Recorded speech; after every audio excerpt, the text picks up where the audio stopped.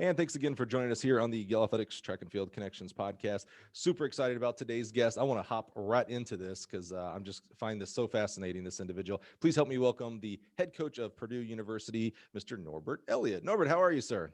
I'm doing good. Glad to be here. Thank you for inviting me. Absolutely. Now, when we're recording this, you're coming off of a fun trip in Jacksonville, Florida, I should say, University of North Florida.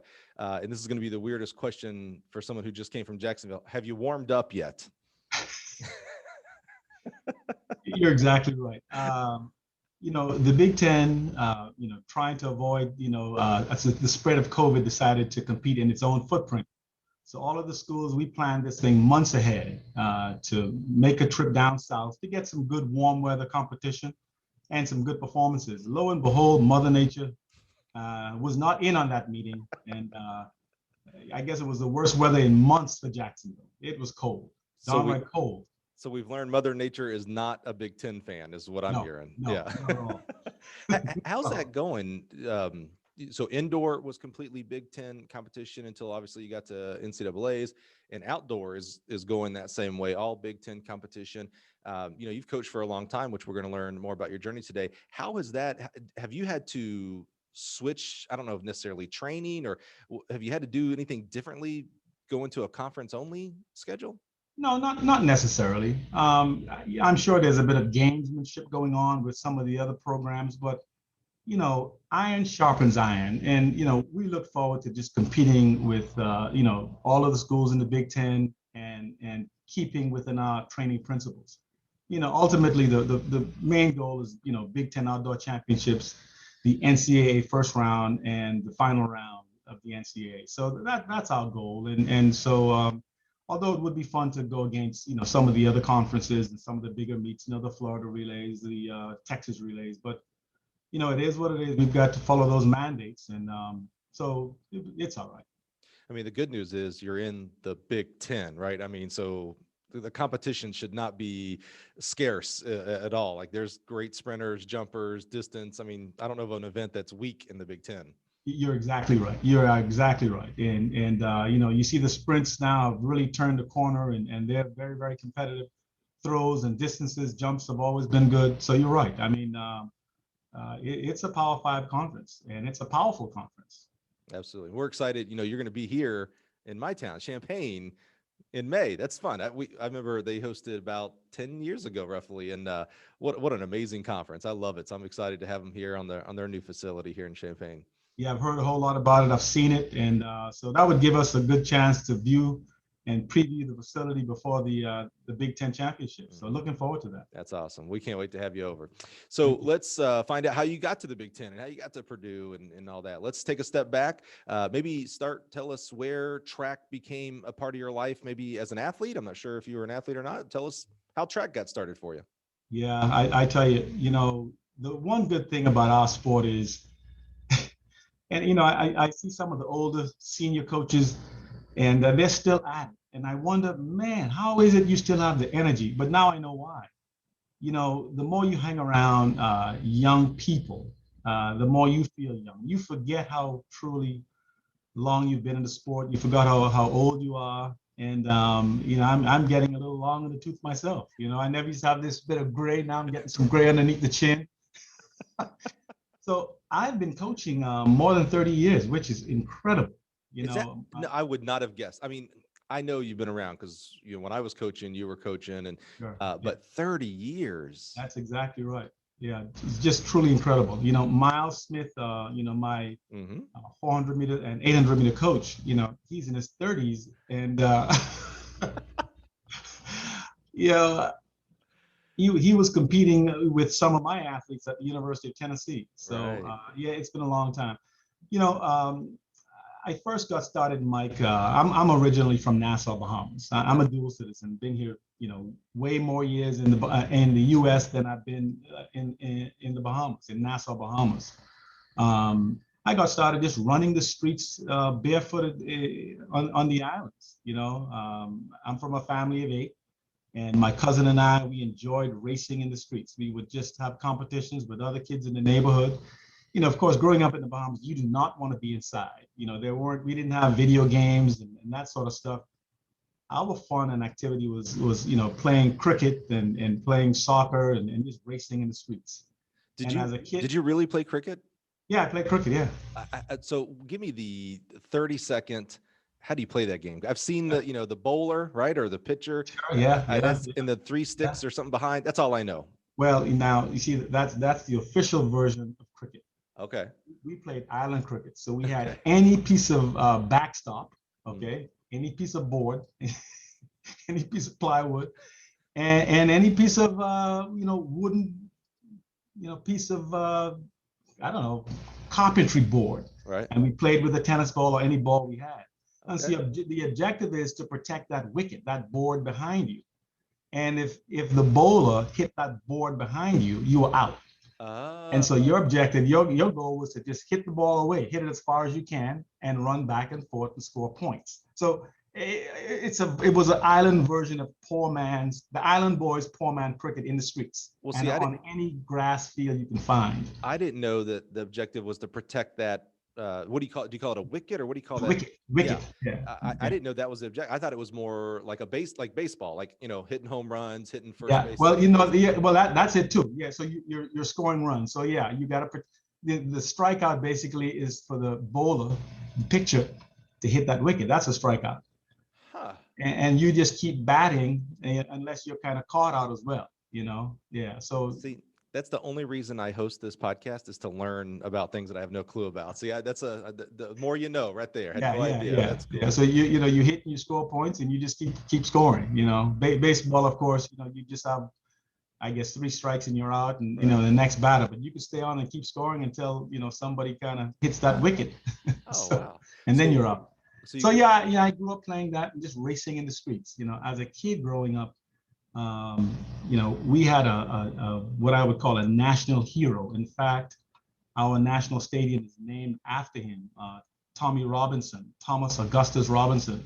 Okay. And he raced around the time of Bullet Bob Hayes. Mm-hmm. And so my cousin and I, Larry, we all argued and fought and argued back and forth one wanted to be Tommy Robinson and the other wanted to be Bob Hayes. Of course, Tommy Robinson was a local hero. So both of us fought because we wanted to be Tommy Robinson, and, so today I'd be Tommy and then tomorrow I'd be Bob Hayes. But so, yeah, I grew up sprinting actually, ran in elementary school. And, when I went to high school, I actually gave it up. And I'd go to school and then go home. Well, I got a call one day, over the announcement. Will Norbert Elliott please, meet in room so-and-so? And I'm like, what did I do? I didn't do anything. What are they calling me for?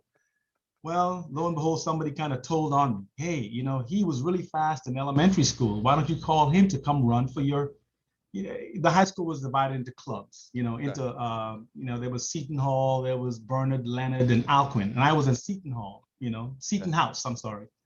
And so they as soon as you enter school, you're associated with a particular group. And my group was Seton House. Okay. And, we'd have intramural sports. It would be debate. It would be drama. It would be track and field. And Seton House was the low scoring house. And they needed someone to help out. And so really and truthfully, if it wasn't for this gentleman who remembered that I ran in high school, I wouldn't be here where I am today. And so, from running for my house, Seton House, the track and field coach, the PE director, the athletic director, who was also the track and field house coach, discovered me. This guy can run. And it sort of went on from there.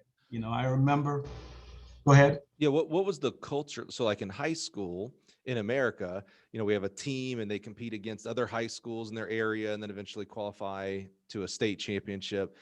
What's the culture like in the Bahamas for that? Is there city meets, high school? Is there meets against the houses?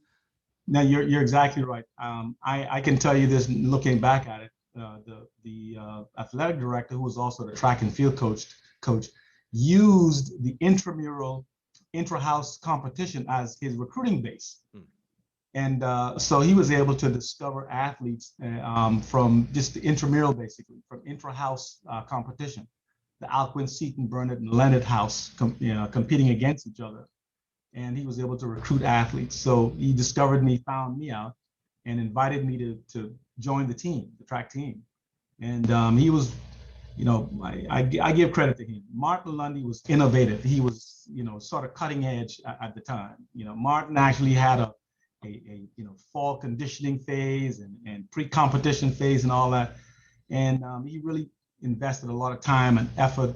And consequently, my high school, St. Augustine's College, back in the Bahamas, still to this day is a powerhouse, not only in academics, but in sports as well. Very, very good sporting school. What was the the Bahamas now, when I think of the Bahamas, there are always several athletes that are, Olympic medalists. Before we hit record, we talked about Levan Sands, and I think is Bahamas where Debbie Ferguson's from as That's well? exactly right. So, and there's always, like you can count on a team from the Bahamas in the finals of the relays and things like that. What was the culture of track and field in the Bahamas at that time? Was track as important as other sports? What's really interesting, I remember as a kid growing up, baseball and was, in my mind, the number one sport. But it sort of fizzled, for whatever reason, they had sort of internal struggles. Track and field was always well organized, well structured, and it was popular. But I would like to say that baseball and perhaps basketball were the most important sports, but throughout the years, due to just the stability of the organization, and really, really good structure, track and field, has been able to sort of surpass those two sports. Basketball, of course, was always popular. But I don't know if you know this, but Michael Thompson, he played for the Minnesota Gophers. He was the number one draft pick back in the late 70s. Drafted by Portland Trailblazers, ended up playing for Los Angeles Lakers for many years, and winning a championship. And of course, he and Magic Johnson became really, really good friends.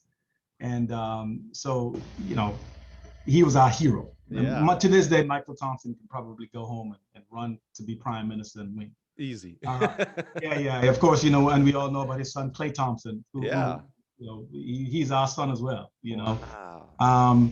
But yeah, so basketball was big, baseball was big, but for whatever reason, track and field just was able to turn the corner.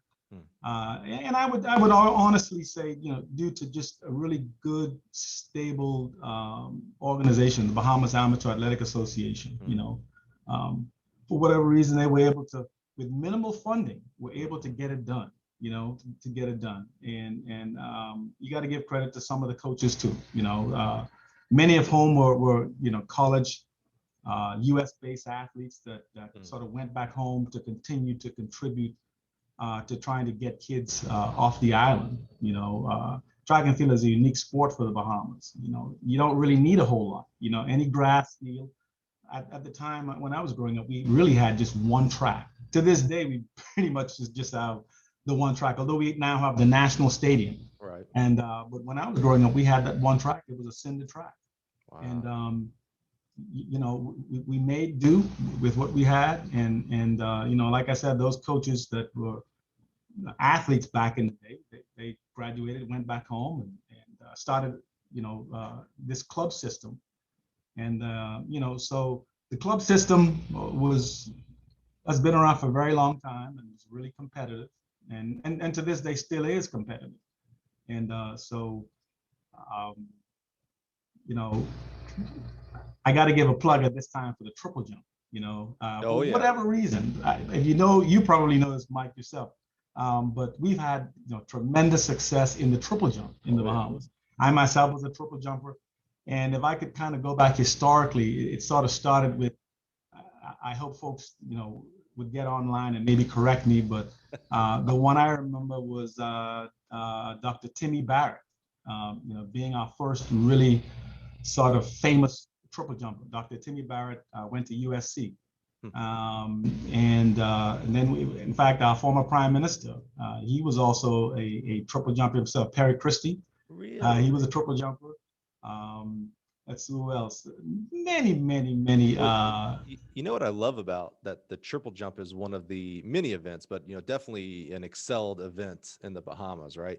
Is Yeah, it's well, it's very technical for one, right? But sometimes it's the boogeyman event. Like we have excuses of like, yeah, I can't coach the triple jump very well because of, and then list the excuses. So I love that an under-resourced place like the Bahamas makes this like pretty technical event yeah, their superior event. I love that aspect. It's a little bit of that like no excuses type yeah, of attitude. It's like, yeah, we don't have tracks, a lot of tracks. We don't have a lot of sand pit, to practice and plyo boxes and stuff. We just get it done. yeah, I love yeah. that That's attitude. exactly right. And I guess success sort of breeds success, And so that line Right. of great triple jumping just went on and on and on. Phil Rubens, Steve Hanna, and of course, our first medalist at the global stage was Frank Rutherford. Frank Rutherford getting a Wow. bronze medal in the 1992 Olympic Games in Barcelona, Spain. I was a member of that. There were three of us, myself, Wendell Lawrence, who was actually a Boise State jumper himself, and myself. I attended at that time the University of Texas-El Paso, UTEP.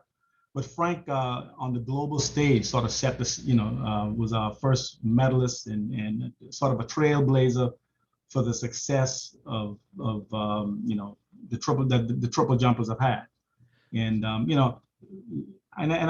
let me not be I'd be remiss if I didn't mention some of our other jumpers.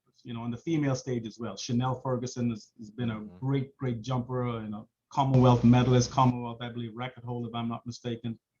Daphne Saunders, great long jumper. She jumped at LSU. Steve Hanna, two-time NCAA champion, jumped for Texas El Paso, my alma mater. In fact, Steve recruited me to El Paso, Texas, to UTEP. And of course, Levan Sands, Rolando Greene, we talked about him. Yeah, that's And right. I'm sort of jumping around, but there've been so Yeah. many jumpers. Yeah. Eugene Green, Wendell Lawrence, Dudson Higgins, Patterson Johnson, all of these great jumpers. In fact, we've got a jumper here at my school right now, Tamar Green, who just finished the indoor championships, finishing in seventh place. Wow. So for whatever reason, triple jump has been one of those events we've had a lot of success in.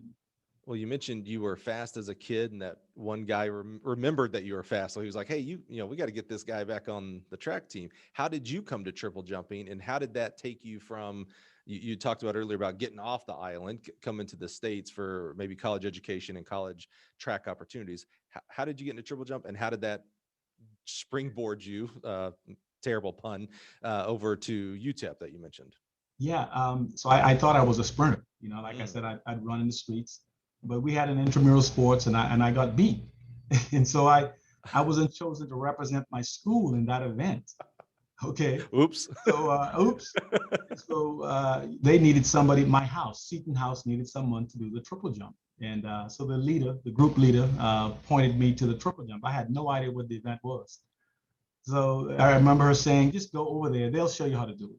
And okay, you hop and you step and you jump. And lo and behold, not only did I win the doggone thing, but it was a record.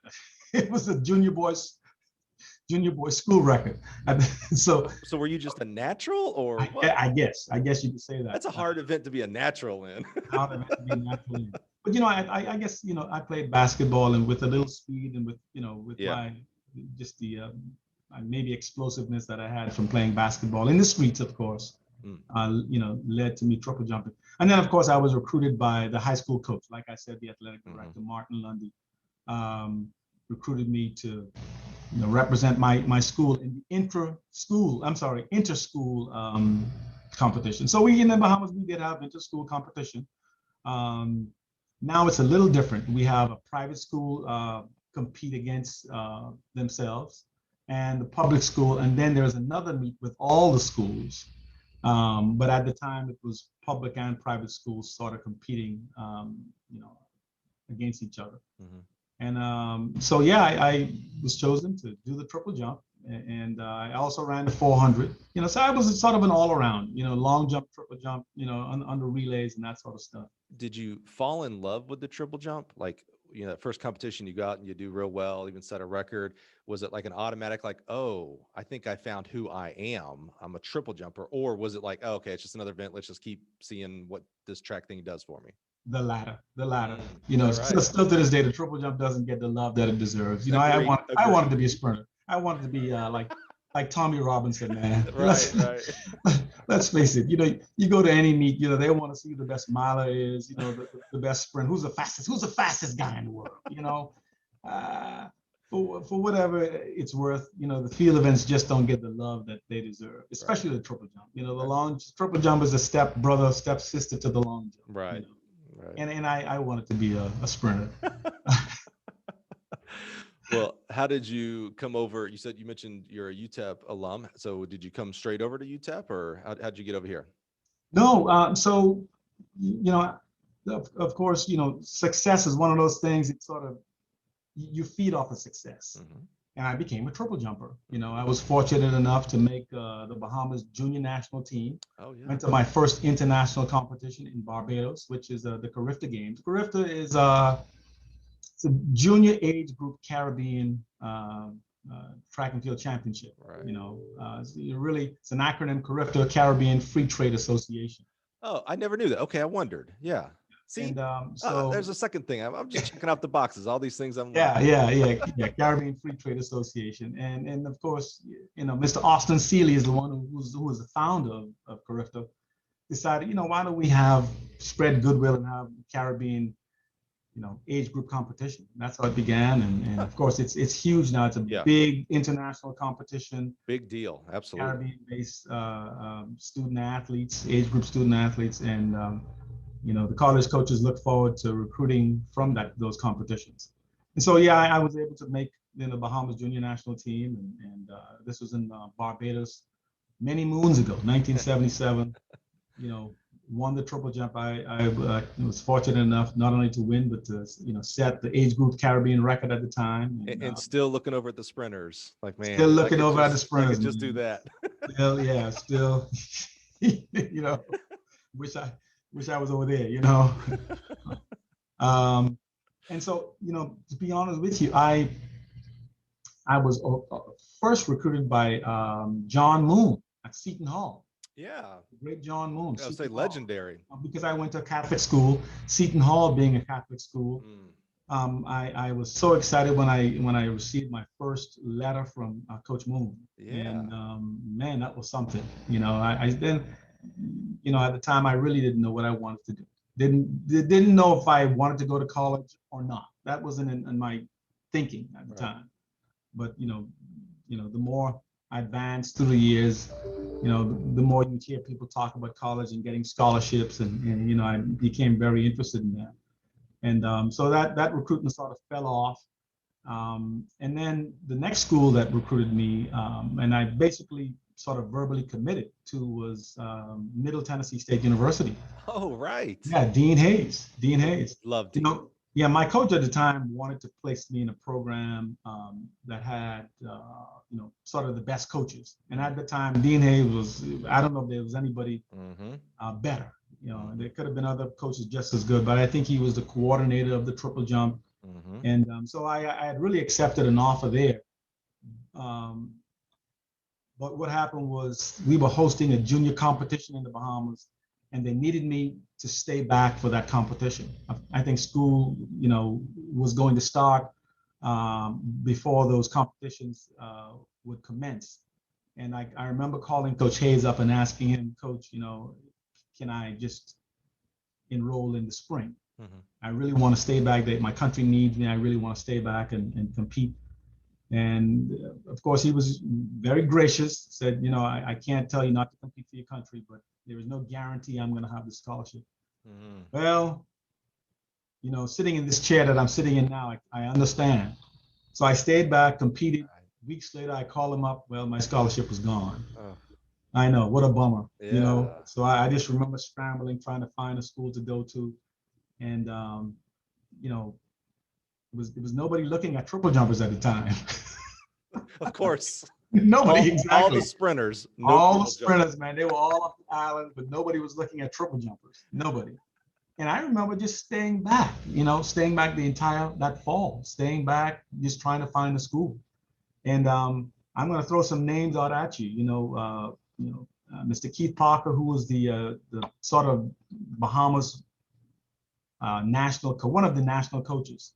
I remember him communicating with Victor Lopez. Oh, yeah. We all know Victor Lopez. Oh, yeah.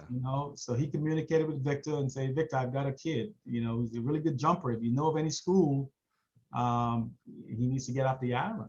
And Victor Lopez contacted the coach at Wharton County Junior College. Yeah. WCJC in Wharton, Texas. Yeah. Ray Davidson.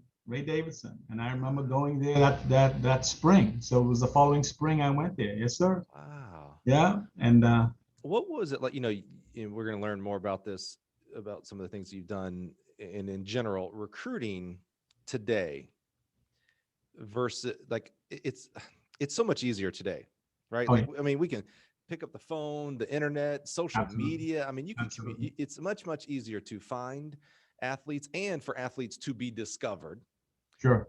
Back when you were trying to find a school, from Coach Moon to Coach Hayes to Victor, how did you go about finding a school? How did they find you? I mean, it's so much harder back then.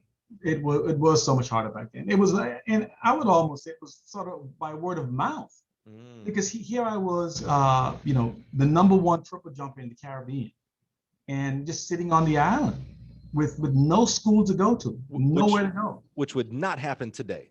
Absolutely not. Number one triple jumpers got 100 letters, 100 letters, DMs, phone calls, visits. That's exactly right. In fact, the coaches, I mean, they're using their phone and they're looking at the event live. They could be in their living room and be watching the Carifta games live. Great point. Not only communication, but how would I have even seen a Norbert Elliott jump back then? We didn't have a video camera in our pocket 24/7.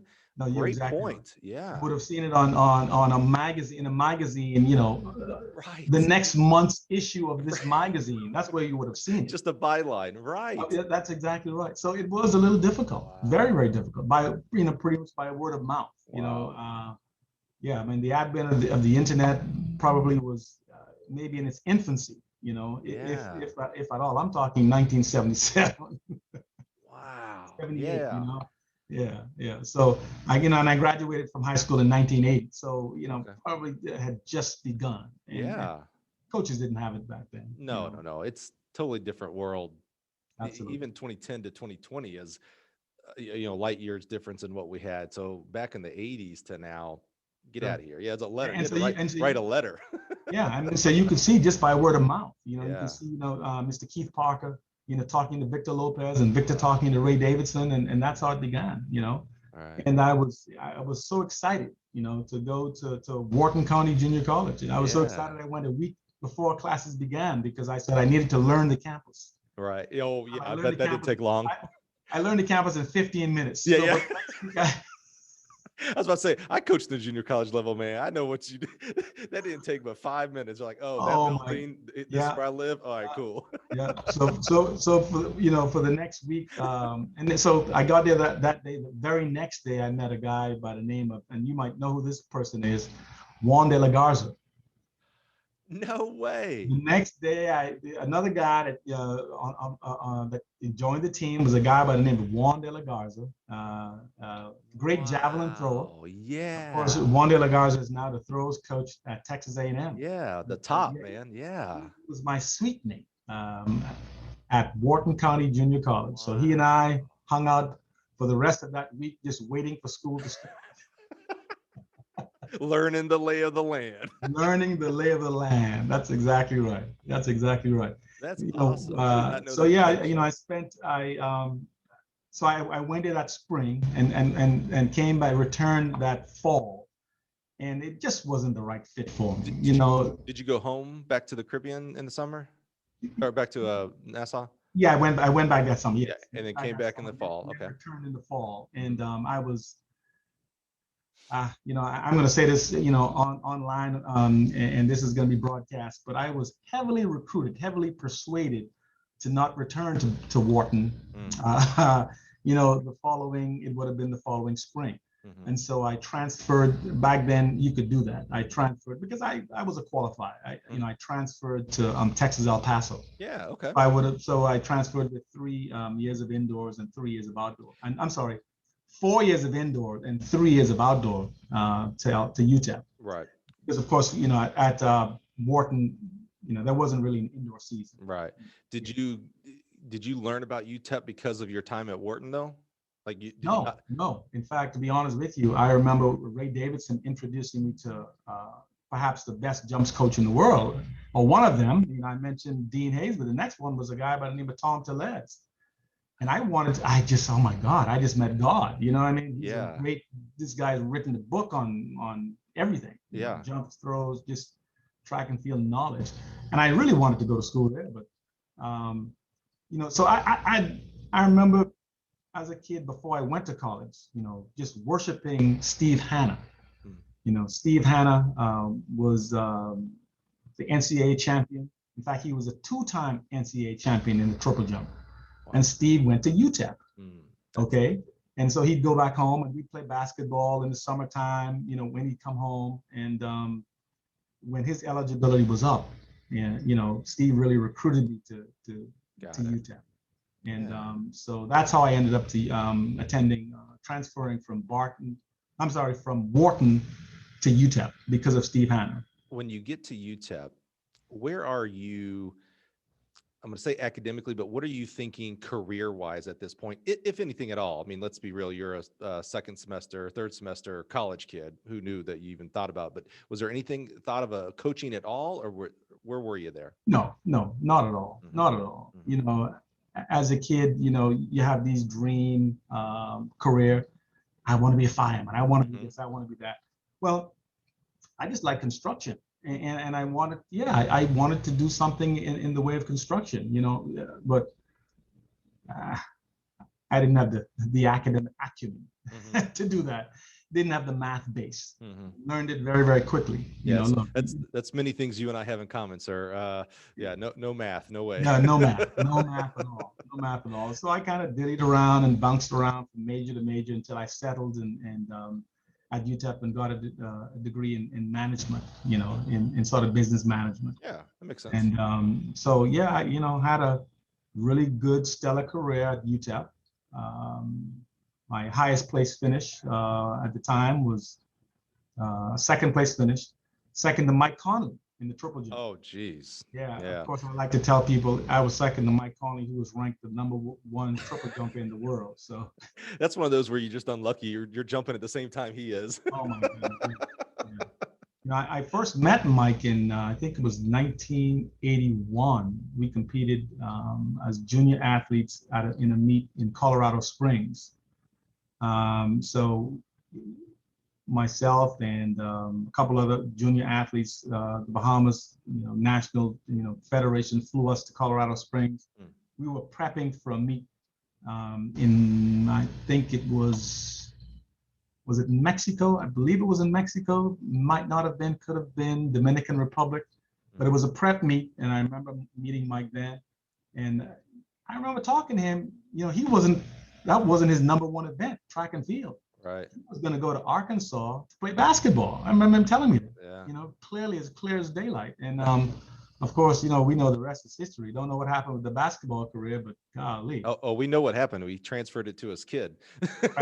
He was smart. He was like, you know what, you go do that and I'll rep you and we'll be good. That's exactly what he did. Yeah. And we met him back then. And how was your relationship with Conley? Like, were you guys adversarial, friendly? Conley was a very focused guy, very, very focused guy. I was able to compete against him, at the collegiate level and a couple of times in Germany, I remember. But, Conley was a very quiet guy, sort of, somewhat introverted, but a respected person, very respective and respectable person, respected you, but, wasn't one of those really outgoing, gregarious person. Right. Interesting. So you got second to him. That was one of your highest finish, which, by the way, that's amazing. I mean, NCAA, no matter what event you're talking about, if you are top 8, Yeah. Oh my goodness. You're less than 1% of the population in this world. No, you're exactly right. I Yeah. think just to qualify for the NCAA national championships, whether it was, back in the 70s, 80s, or Right. today, you are really a great athlete. Yeah. You're successful, you're well accomplished. I don't make the distinctions like when people say, especially now and things like that, because, the circumstances in the 80s and 90s were different than they were in the 10s and 20s. Now, tracks were different, equipment was different. A big part of it, in my opinion, is I'm going to say it's the quality of education for coaching, but what I mean is the spread. It used to be much like we talked about with recruiting. If you wanted to learn better, to get better at coaching, to get better at your craft, you'd have to send away for these VHS tapes, which half our audience right now has no clue what that is, and you'd watch VHS tapes, and to talk to a Tom Tellez or a Dean Hayes, that was rare. That was rare to be able to talk or listen to those people speak their craft. Right now, gosh, we can go on YouTube and find Tom Tellez 100 times, and Yeah. maybe not Dean. I don't know if he's on YouTube very much, but other people, Yeah. Boo Schexnayder, Sure. etc. Absolutely. The ease of getting better at your craft is tremendous. So when people say, it's so hard to make NCAAs now, look at the results in the 80s, and it's like, no, they were under a whole different path back then. A whole different path. You're exactly right. You're so right. I mean, nowadays, there's so many clinics and seminars that you can go to. Just the advent of the internet has made things, just so much easier to gain knowledge, and so you're exactly right. And so when I went to UTEP, my time at UTEP was really very interesting. I would say tumultuous at best. You can look at it one of two ways. Gosh, what a terrible time you had, or how fortunate were you to have had so many coaches at UTEP. So I was recruited by John Waddell, who sort of started me, understanding more about the triple jump. And of course, as we know today and as we see today, coaching staffs change. Well, that staff changed, and and then a coach by the name of Dan Paff came in.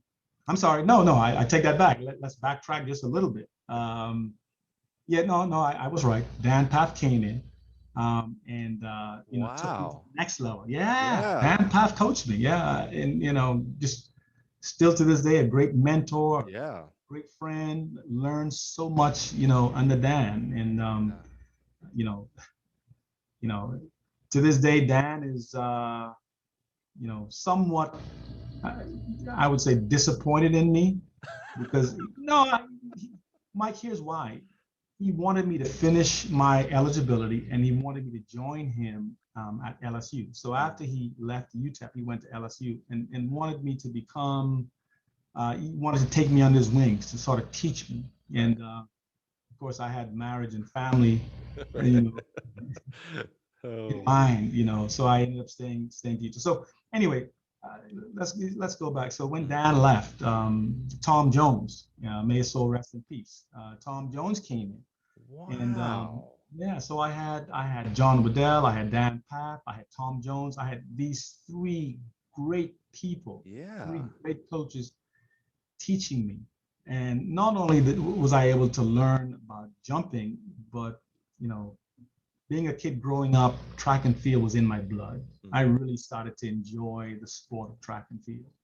And, so I'd always, once again, on the corner of my eyes, look to see what's going on with the sprints, and never got that out of my system. I was going to ask, have you fully embraced at this point? No.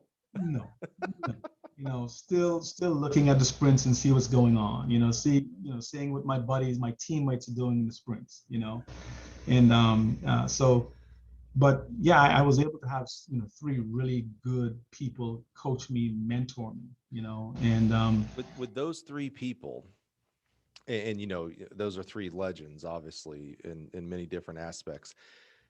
Was any of their coaching rubbing off on you as a future career, or was it still like, no, when I'm done jumping, I now go into real world? Like, no one's a coach.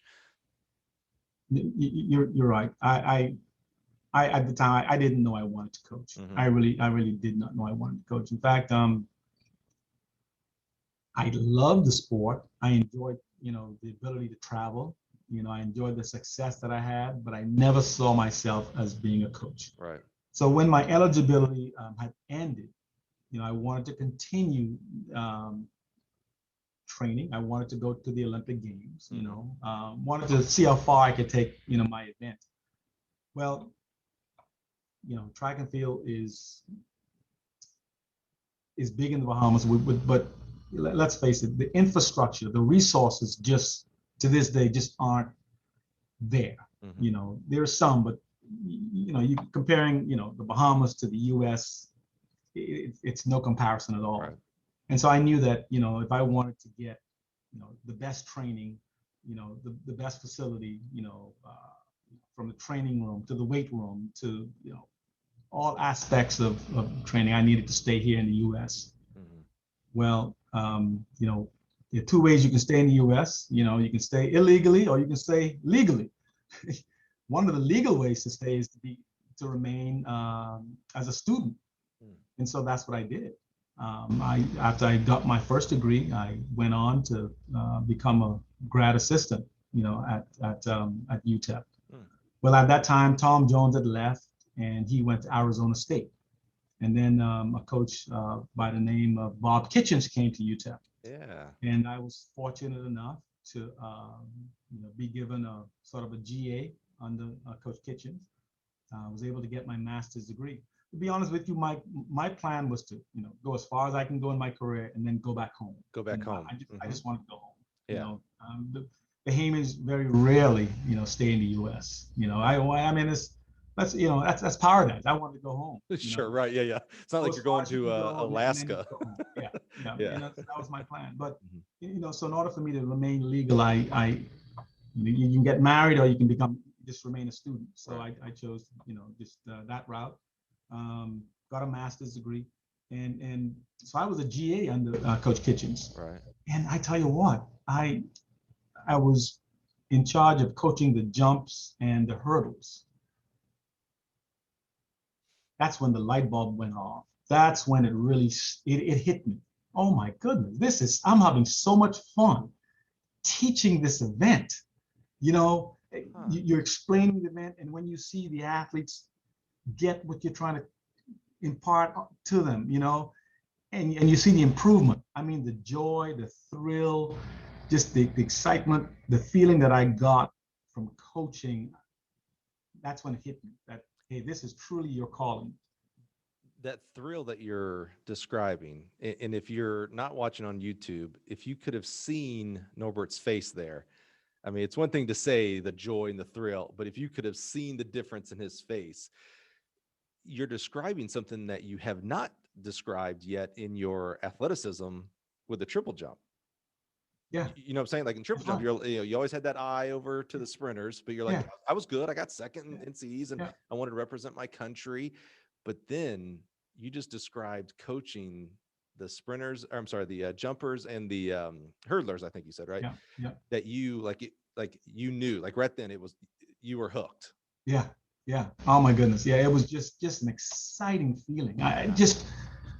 Really indescribable, one of those, I don't know, maybe a person that's a hobbyist that really enjoys, maybe tinkering with model planes or model cars or something. They can't wait to get home from work to go back in their garage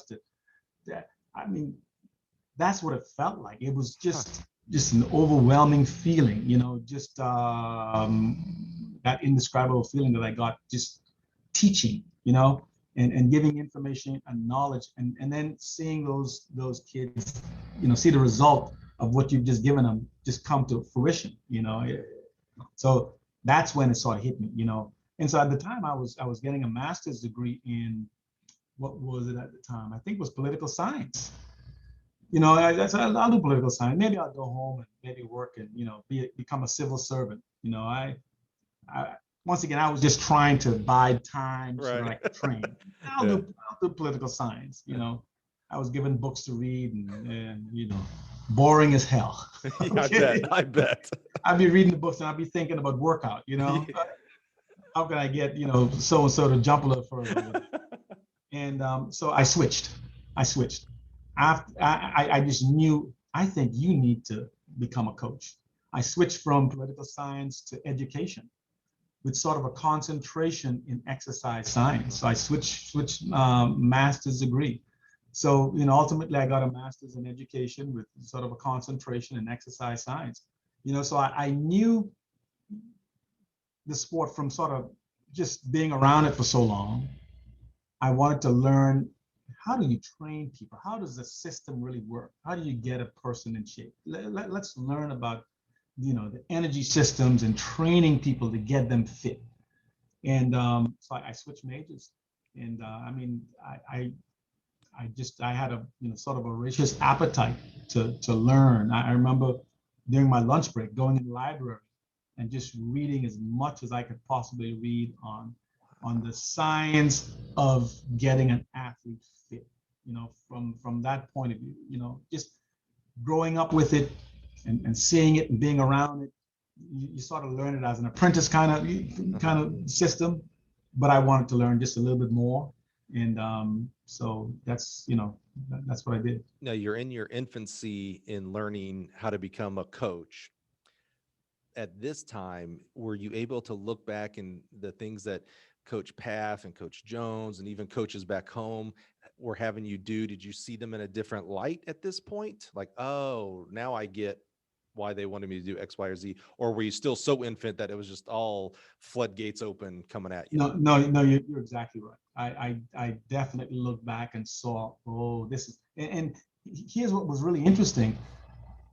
When you see commonality with training ideas and training principles, then you know that, there's something to this, and all of those coaches with their infinite knowledge and wisdom were pretty much doing sort of the same kinds of stuff. And, so, during the beginning of the season, you're doing exercises and drills and you're doing this a sort of a style of training, and then preseason, you're doing something else. During the in season, the competitive phase, you're doing something. And so I began seeing this over, and even in high school, I began seeing the system repeat itself over and over and over again, and then that's pretty much how you learn, just. It's like that old. So those years of being around, all of those really great coaches, Yeah. I just was able to absorb and see and just pick up, so many good systems, so many good training ideas from those coaches, So what did you do with this? I mean, you found almost, we haven't said these words yet, but you feels like, with the passion that you got there, you found your life's calling, like, oh, this is why I'm here. So what did you do with it on that path towards coaching, and where was your athleticism? Because you were still jumping at this point. Yeah, I was still jumping. I remember when I was done, Bob Kitchens offering me a job. Said, Norbert, I'd like to make you an assistant coach. And, I was just on the twilight of finishing my career, and so I said, Coach, thank you very much. I would gladly accept. However, this was around the time of the 1992 Olympics. I said, Coach, I'd like to, try to make the Bahamas team. But is it okay if I continue training? So he agreed, okay, and I knew that after then I would be done.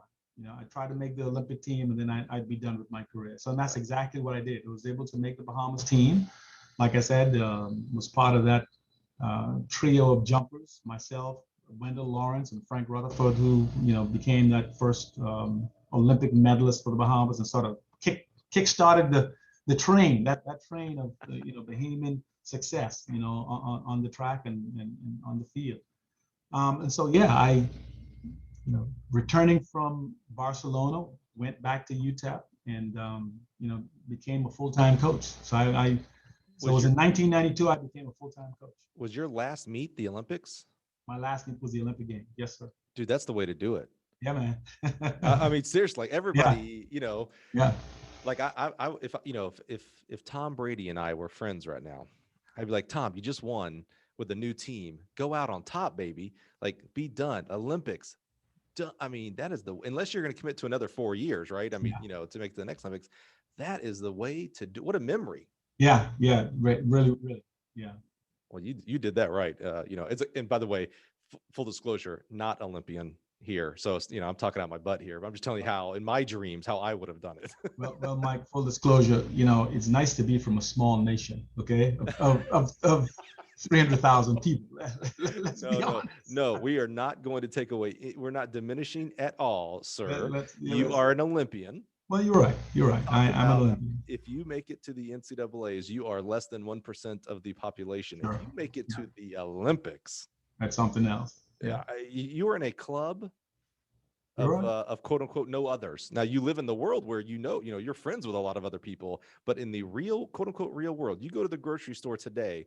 You can go to that grocery store every day for a year, and there will never be another Olympian that walks in. That's how rare it is. Yeah. Maybe in West Lafayette, because of Purdue, there'd be some other Olympians, but you know what I'm saying. It's I know. I get the drift. That is a club, man. I ain't in that club. I'll never be in that club. They don't even let me spell Olympics, so I can't get there. So you come back to UTEP and you start coaching. Yeah. So talk to us. How long were you there? Where was the next step? Let's start getting into the coaching journey now. So, infant career, needed to know a whole lot more. I was a sponge, just soaking up every possible thing I can soak up. Calling on Tom Jones, who was at Arizona State, to get all of his charts and graphs and that sort of stuff, calling up, Dan Path, and just learning myself. I want to take this time to apologize to all those athletes that I made mistakes on. What was I thinking? Yeah, what was I thinking? Because in a young career, you're gonna make some mistakes. You really are. And so I learned a lot from all of those coaches. I learned what to do and what not to do as well. So you learn both ways. And so I coached there at UTEP for 3 years. And I remember Bob Kitchen saying, "Norbert, you're doing a really good job. I can't afford to to pay you any more money." At the time I'd gotten married and I had my first child, and he said, "Norbert, you got to try to find a better paying job." So I began looking around, and I was in Brookings, South Dakota. South Dakota State University, interviewing up there. Okay. For a job. And I'd spoken to my wife that night, and she said, "Hey, Coach Kitchen said there's a job opening at the University of Georgia. Got to get your resume in like ASAP." Right.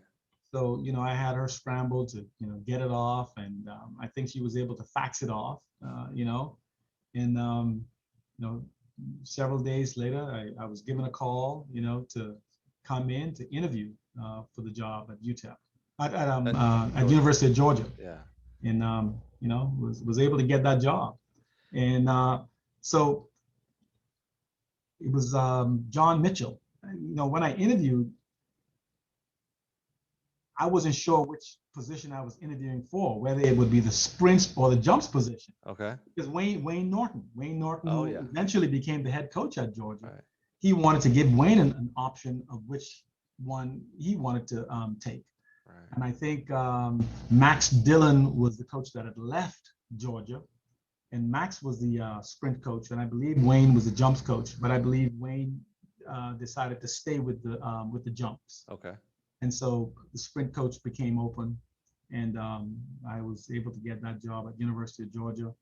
And man, what a break for me, to go from UTEP to the SEC and to land a school at the prestigious, such a prestigious school like University of Georgia. Yeah, I was going to ask, how was that transition? Not that UTEP was any slouch by any imagination, but they were really good.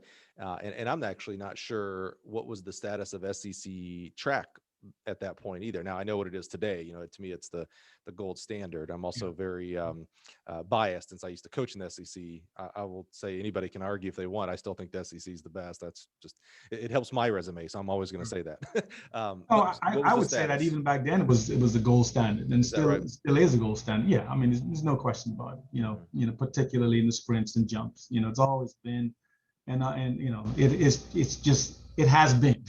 You know, you know, I went there, and you know, I became a sprint coach, coaching men and women sprints. How did you handle that transition? And what I mean by that is, you know, at UTEP, very familiar, right? You went to school there, grad work there, your coach is there.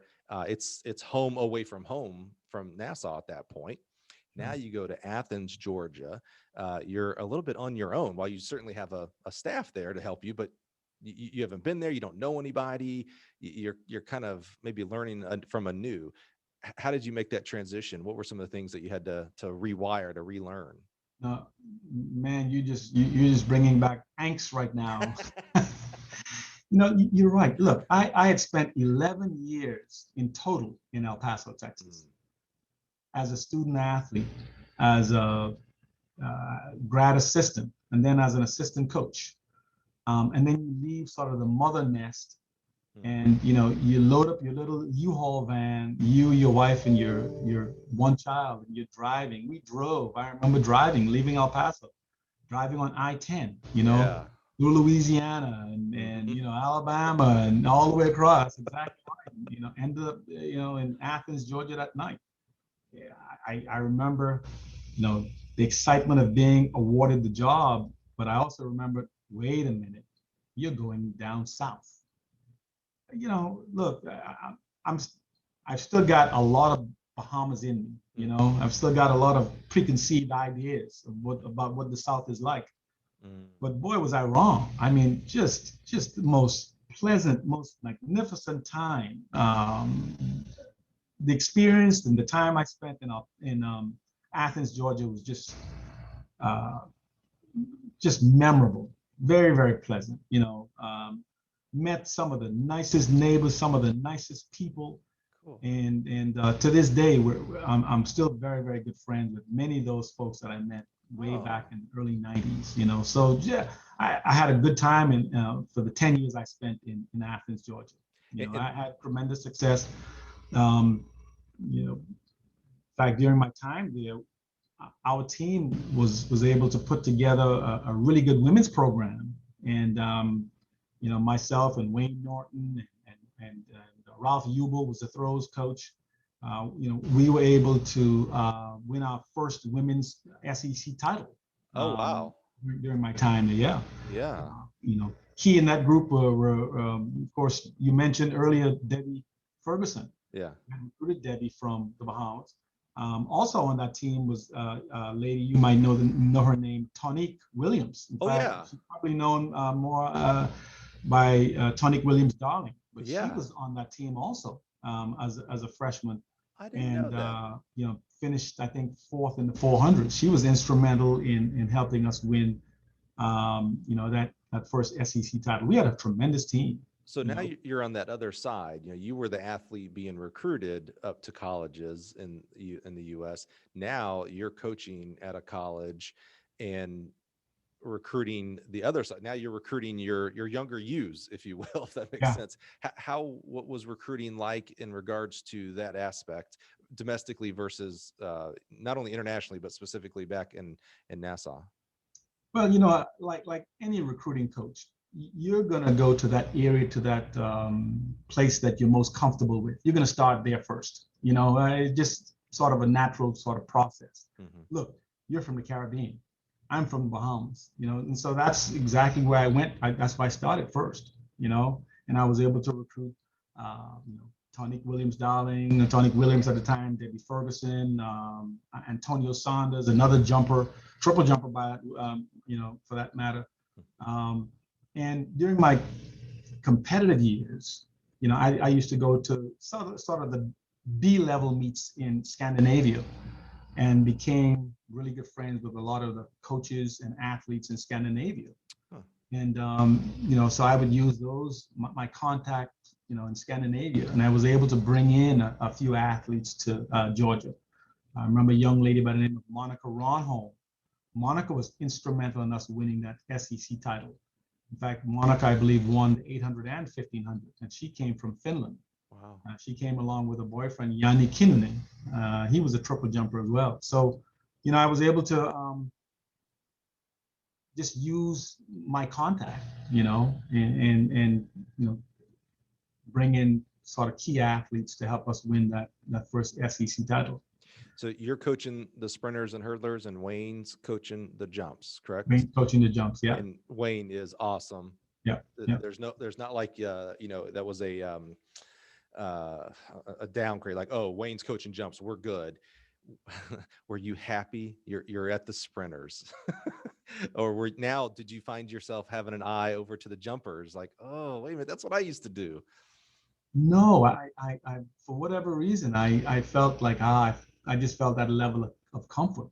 I also, to be honest with you, felt a level of, hey, you have to be on your A game. The jumps came really easy for me.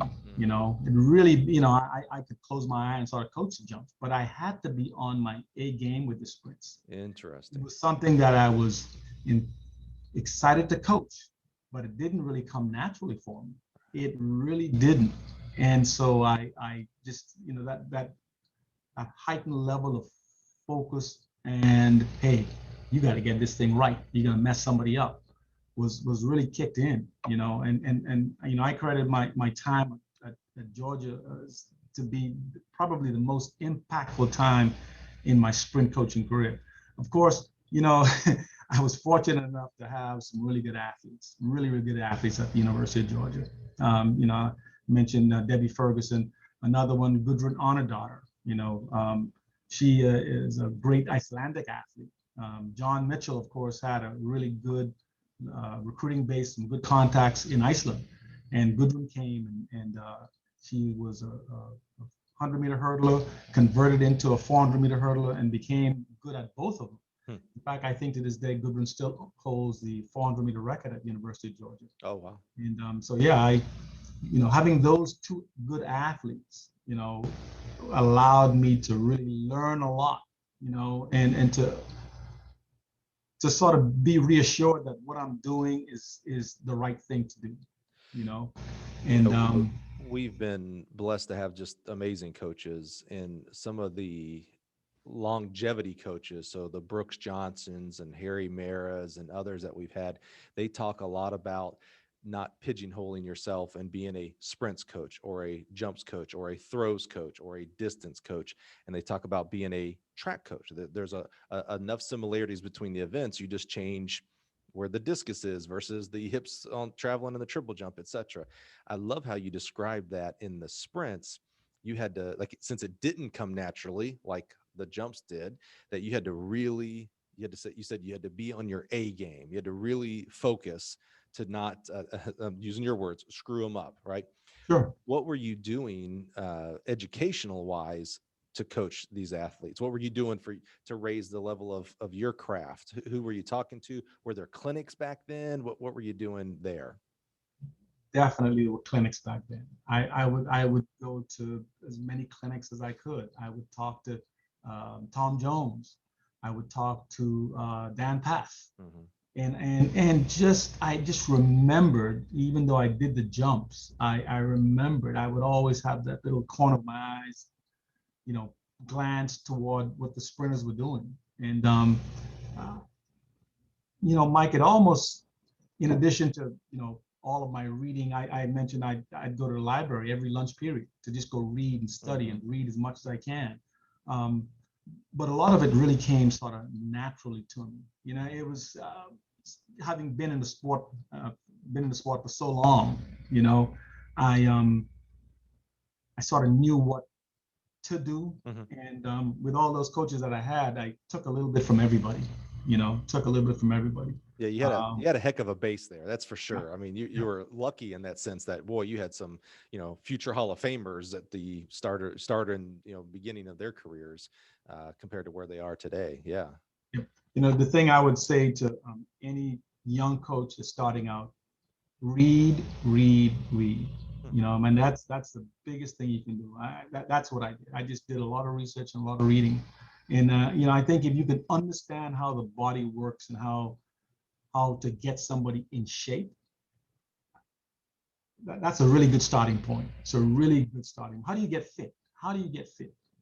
So we want to bring as much value, immense amounts of value, to anyone who humbles us and listens to our podcast. When you say read, expand on that a little bit.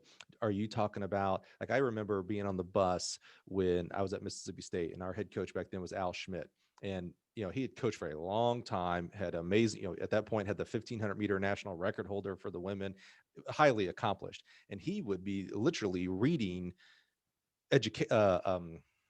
I'll call them educational books, but like books at like college manuscripts, like, physics 101 and all that stuff. I mean, that was his light reading, if you will. Help us understand when you say read, and if you have any examples, but what are you talking about when you're saying read? Reading the class material, reading books? Tom Tellez just came out with a new book that everybody's raving about. Help us dive into that a little bit more. You're exactly right. You want to be, don't try to reinvent the wheel. We know who the successful coaches are, and if they have a book out there, just try to get a hold of it. Talk to those successful coaches, and many of them out there. And I've found that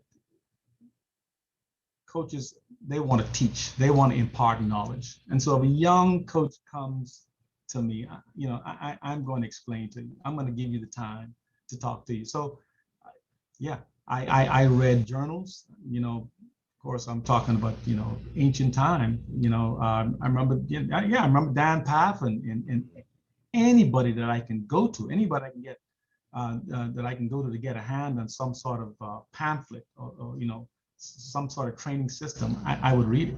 I remember Larry Jesse, former great pole vaulter at UTEP, giving me some of the training principles of the Eastern Bloc country, East German's training system, the Russian system. I would just read it. In fact, to this day, I still have some of those things. Do they still do? They used to do a quarterly, I think Track and Field News put it out, called the Track Technique, or maybe it was called Track. Do they still do that? I used to love that. I'm not sure if they do that as well. In fact, in our Technique magazine, there's that, and I'm just amazed at the knowledge and the new level of training that some of these younger coaches are coming up with. I mean, just brilliant stuff. I think the most valuable thing that you said there was, don't try to reinvent the wheel. We're always looking for that. What's the one workout no one's doing? What's the one technique no one's teaching? And it's like, well, you know what the other 99 people are doing? They're teaching this, and that's working. Like, learn the basics and get really good at them. That's how the majority of coaches who are consistently outperform their athletes, outperform others, as they do the really basic stuff really well over and over and over. I've probably forgotten 80%, 90% of what Dan Paff told me, but I didn't forget this one. He said, Norbert, if it has stood the test of time, then it's good. If it has stood the test of time, then it's good. He also told me, you can learn a lot from nature, from animals. Let's look and see what the animals are doing. Look and see what they're doing. Those two things, in addition to a myriad of other things, if it stood the test of time. I don't think, the human body has really changed that much. I don't think genetically we've changed in 100 years. So those two things I still hold, dear, really dear to me. Yeah, I'd agree. And for things that have stood the test of time, Dan Paff has stood the test of time. That's a great, I love that he said it, because that would be my example. Absolutely. Yeah. The only thing that's changed the body, right, is just how much we understand of it on a daily basis. That's what's changed. Yeah. So you spent, did I hear you say 10 years at Georgia? 10 years at the University of Georgia, yeah. And so what was next and why? Why did we leave the Bulldogs? Well, I think it was just time to make that transition. You know, I was able to get a head coaching job at Murray State University. Oh yeah. Yeah. I was, you know, lucky. You know, I thank Margaret Simmons. I don't know if you know who Margaret Simmons is, but at the time, Margaret was the SWA at Murray State University, but she was also the editor of the NCAA rules book. Oh. If you can get a hold of one of those old rules book, you'll see Margaret Simmons. Huh. Margaret Simmons' name in that book. And, you know, it still holds true today. Margaret Simmons knew John Mitchell. John Mitchell put in a good word for me, and I was lucky enough to land that head job. I had a really good time there, you know, learned a lot, you know. Yeah. Now here I am. I'm no longer an assistant coach. I'm a head coach. Yeah, my favorite question to ask when someone their first head coaching job, were you ready to be a head coach? Absolutely not. You're never ready. You're never ready to take that head coaching job. Even back then, what were the differences going from the assistant's chair to the head honcho's chair? What were the differences back then? I know we did less paperwork and stuff back then, but still there had to be differences. Well, you know, the difference is, you know, the buck stops with you. The buck stops with you. You know, as an assistant coach, you're really, your main focus is to recruit pretty much in your event area and to coach those student athletes in your event area. Well, now as head coach, you've got to really know what's going on in all of the event areas. You know, when there's, you know, some sort of trouble that arises, you know, you've got to be able to handle it. You know, you've got to be able to handle, you know, the disciplinary part. And, you know, so that was really challenging. You know, you're in charge of setting a budget. You're in charge of making a track schedule, track and field schedule. You know, there are indoor meets to go to, the outdoor meets to go to. You know, you've got to make sure that you are in compliance with you know, not only your conference rules, but your NCAA rules. You know, one of the mistakes I made was, you know, competing student athletes that weren't on my sort of eligibility list. You know, you're going to make little mistakes like that, you know, and so you got to know all the little ins and outs, all the nuances, you know, that come into play with you know, putting together a program, you know. And you know, what's interesting is the smaller the school, the less resources, the less help you have. Right. You know, and there was, you know, limited help at Murray State. Great program, great school, but you know, you're taking on a whole lot of duties. You know, I mean, you're switching hats like crazy. You know, left, right, and center. Yeah, I can't imagine your boss was a rules editor. The amount of pressure of like, oh man, no one's going to know the rules better than her. I got to make sure my P's and Q's, man. Right. You know, Margaret was just a great supporter, just a fantastic supporter. I'll tell you a little story. You know, it gets a little cold in Murray, Kentucky. Okay. And once again, look, I believe in making sure that my athletes are fit. Okay. And I remember it must have been a December day, could have been a late November day, and the temperature had dropped quite a bit. And you know, the athletes weren't used to going out in the cold. Well, of course, they would run down in the hallway. I was having nothing of it, you know, and lo and behold, you know, a few of the athletes went to Margaret to go complain. You know, so Margaret got on the computer and looked at the temperature and said, "Get your tail outside there and go and train." What the heck? We all want that. The administrator that supports. That's awesome. Margaret was like, what are you talking about? You know? And so, yeah, she supported me, man. It was. You got the best excuse too. It's like, look, I'm from the Bahamas and I'm going outside. Like, no excuses. Yeah. You know, look, coming from the SEC, going to the Ohio Valley Conference at Murray State was something that, you know, I had that SEC in me, you know, and I had to change the culture a little bit, you know, and so it's just sort of easy, you know, the temperature gets a little cold, so let's just go inside, you know.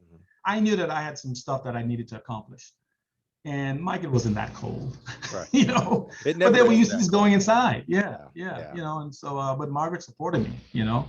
Who did you lean on? Who were some mentors on the head coaching side? So you mentioned there's so many hats you got to wear. You're going from I would suspect a well-resourced program at Georgia, if not, I never want to say over-resourced, but really well, really also to a under-resourced program. Who were some of the people that mentor for you as a head coach in that respect back then?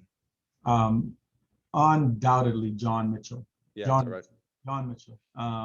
Wayne Norton. You know, when John Mitchell retired from University of Georgia, Wayne Norton was named head coach. Mm-hmm. And so I actually was Wayne's assistant for a couple of years before I left to go to Murray State University. And so John Mitchell and Wayne Norton, so those are the two people I felt most comfortable with. Yeah. I would lean on Coach Mitchell. I mean, talk about someone with just tremendous amount of years of experience. Right. I'd reach and lean on him, quite a bit. And from time I'd call Bob Kitchens at UTEP as well, and Tom Jones. So I had a lot of coaches to sort of lean on and to get ideas from, and they were really helpful. That's what's great about this profession is that, while there certainly are some rivalries and adversaries, on the whole, we're very helpful towards each other. Like you had mentioned about young coaches and your accessibility. It's like, if your only excuse is that you haven't asked yet, you haven't asked a Coach Elliott for help. Hey, how do you get sprinters fit? And hey, coach, I'm a new head coach. What should I be expecting? What's the number one blind spot? Those kind of things. That's your only excuses that you haven't asked yet. If you're looking for help out there, there are so many coaches that are ready to help, but they've gone through, they've made the mistakes. Let me help you make fewer mistakes. Look, if you're in this career to be rich, that ain't gonna happen. It's not gonna happen. You're delusional. That's not why we're in this career. Right. I think every coach you see out there really understands, and they've come up with they've arrived at their own epiphany that first and foremost, they are teachers. We are teachers, first and foremost. And so if a student comes to you, whether it's a student athlete or a grad student or a young coach wanting to learn, it's not in our DNA to deny that giving that information out. And so you're exactly right, Mike. There's no excuse. You can go to any coach. They're going to give you what they have. Yeah. They're going to teach. I mean, it's it's no secret out there anymore. I was gonna say, and by the way, the ones that say no, I don't want to give away my secret, you don't want their help anyway. So yeah, you dodged your bullet. Move on. Yeah, you might want to double think that anyway. So let's keep moving forward. Murray State. What was next after Murray State? After Murray State, man, they cut my budget at Murray State. I wanted to stay. I was building a really good team at Murray State. I had some athletes there. I had a gentleman by the name of KJ Lyles. KJ Lyles ended up being a great triple jumper at University of Tennessee. Well, KJ Lyles was at Murray State. Really? Believe it or not, KJ Lyles was at Murray State. I contacted a friend of mine when I was at Murray State by the name of Paul Orang. Paul Orang, for those that might not know, Paul Orang is the 1988 Olympic gold medalist in the 800 meters. Okay, but when I contacted Paul, Paul was in Kenya working with the IAAF, high-level training. I said, hey, Paul, I need a distance runner for my program. Because, hey, Norbert, I'll send you a really good one. Well, he sent me a kid by the name of Wesley Correa. I don't know if you know who Wesley Correa is, but I'll give you just a little story on Wesley. Wesley ran, for me for that 1 year until they cut the program, and then he went to Louisville. Just was an all-world at Louisville. Yes. Okay. Finished his career, several time All-American. Was he a steeplechaser? No, ended up being a marathoner. Marathoner, yeah. Ended up being a great marathoner. Wow. Ended up winning the Boston Marathon. Right. Ended up winning the LA Marathon. And here's a little interesting story about Wesley. Wesley went to the Chicago Marathon and wanted to run in the, with the elite group. Of course, the elite group, they send them off, I don't know, several minutes ahead of the regulars. Right. Yeah. And the story goes, the meat promoter said, "Nah, son, you have no business running with these guys. You don't know how good these guys are." Well, he started with the regular group and just ran and passed like tons of athletes and ended up finishing, I don't know, top 4, top 5, even though he started several minutes behind. Well, Wesley became, just a really good, successful, road That's runner. awesome. But he was my athlete, believe it or Wow. not, at Murray State. I recruited Wesley to the U.S. Huh. He's doing well for himself right now. Awesome. He became a minister, member of parliament in Kenya, and he's doing a lot for his community. Done a lot Wow. of Yeah. fundraising and still highly involved in community outreach and trying to make his community, better place to live. So That's Wesley's cool. just a tremendous guy. Yeah, really tremendous guy. So anyway, I left Murray State, and I want to thank Vince Anderson. Vince Anderson, joined Pat Henry at Texas A&M. And so when Right. Vince left to go join Pat Henry at Texas A&M, that created an opening. And I applied for the job, interviewed with Bill Webb, and got the job at University of Tennessee. Huh. Lucky, was really fortunate to start a second stint in the SEC. Yeah. First 10 years at University of Georgia, and now here I am back in the SEC at University of Tennessee, with the Vols.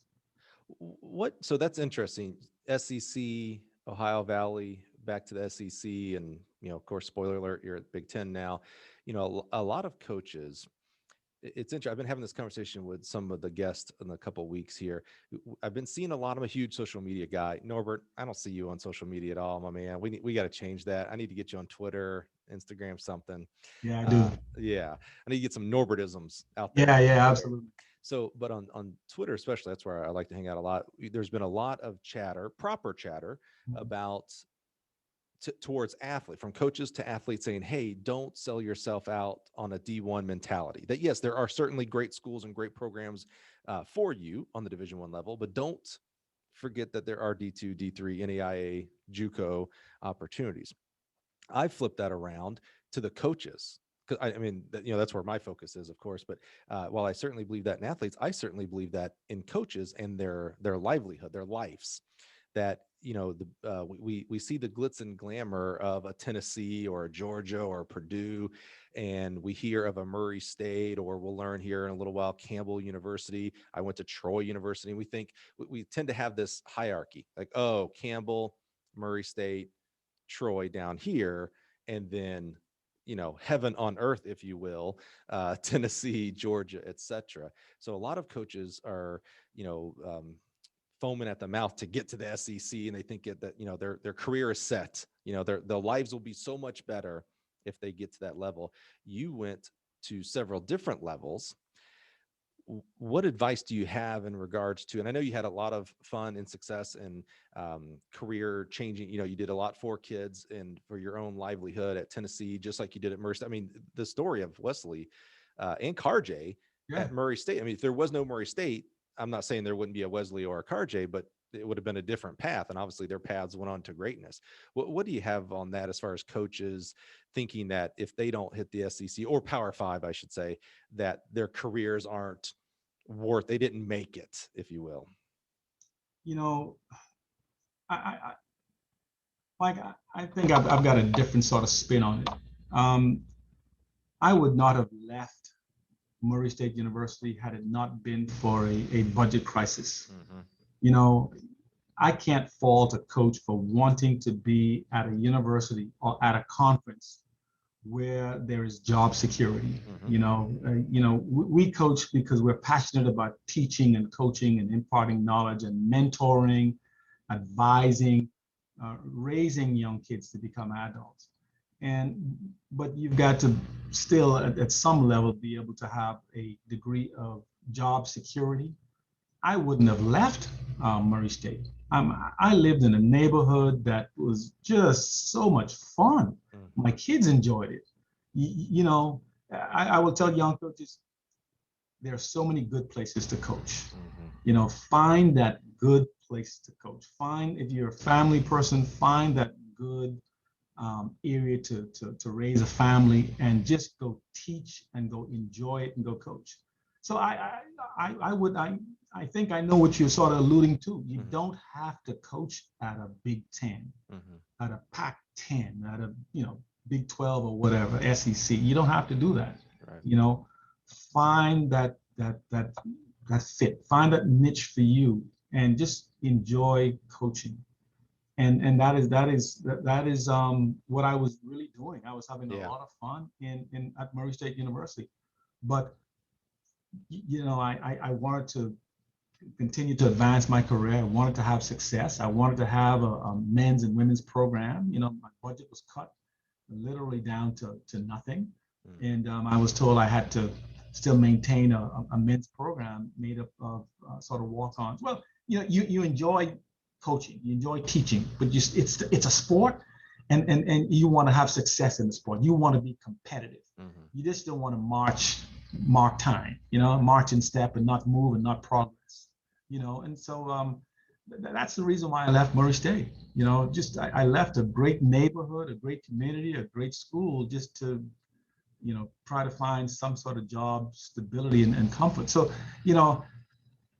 I would say coaches and administrators need to keep the sport of track and field. It's a great sport. Yes. It's the oldest sport. For whatever reason, we're seeing, especially recently with this COVID pandemic, so many programs that are in jeopardy, that are being cut, and then the backlash and all that. And so I try to find a stable place to coach. So how was your stability at Knoxville? How did that go? How long were you there, and how was it? That's a great school to coach at, to be at. I had a tremendous time. I had really good success. I met a lot of great athletes there. Thank you, Vince Anderson, again. Be honest with you. Was able to recruit some there, but I met well, here's what's so interesting. After they cut the program at Murray State, Carjay ended up at Tennessee before I did. Carjay Lyles just transferred to Tennessee because of that wasn't a package deal. That was not a package deal. He ended up transferring to Tennessee. Fast forward, he's an All-American, finishing fourth in the triple jump, jumping 1650 something. It was a package deal. But I was able to meet some really good athletes there. Ruben Williams, indoor NCAA champion in the 200, 2030 something. 35, I believe. A gentleman by the name of Aries Merritt was there. Who's that guy? Who's that guy? So was able to recruit several great athletes. Kyle Stevenson, who's now a great coach in his own right at Georgia State. Evander Wells, a great athlete, just across the board. I was able to recruit. If you can't recruit at a University of Georgia or at a University of Tennessee, then pack it up. Hone your recruiting skills, and so the one that's one plus. Student athletes tend to want to be at the SEC. Right. You sort of alluded to that earlier. I will say you can find success. You can find that one fit. Find the place that's right for you. Yeah. That's the key. SEC level caliber athlete, then go there. Right. But not everybody is. That's the key right there, is finding the fit. And by the way, I'm the guy who did, on the coaching side, who did exactly what I preach against now. My whole coaching career was to get to the SEC. I grew up in Alabama, so the SEC, that's all I watched on TV, right? That was the place to be.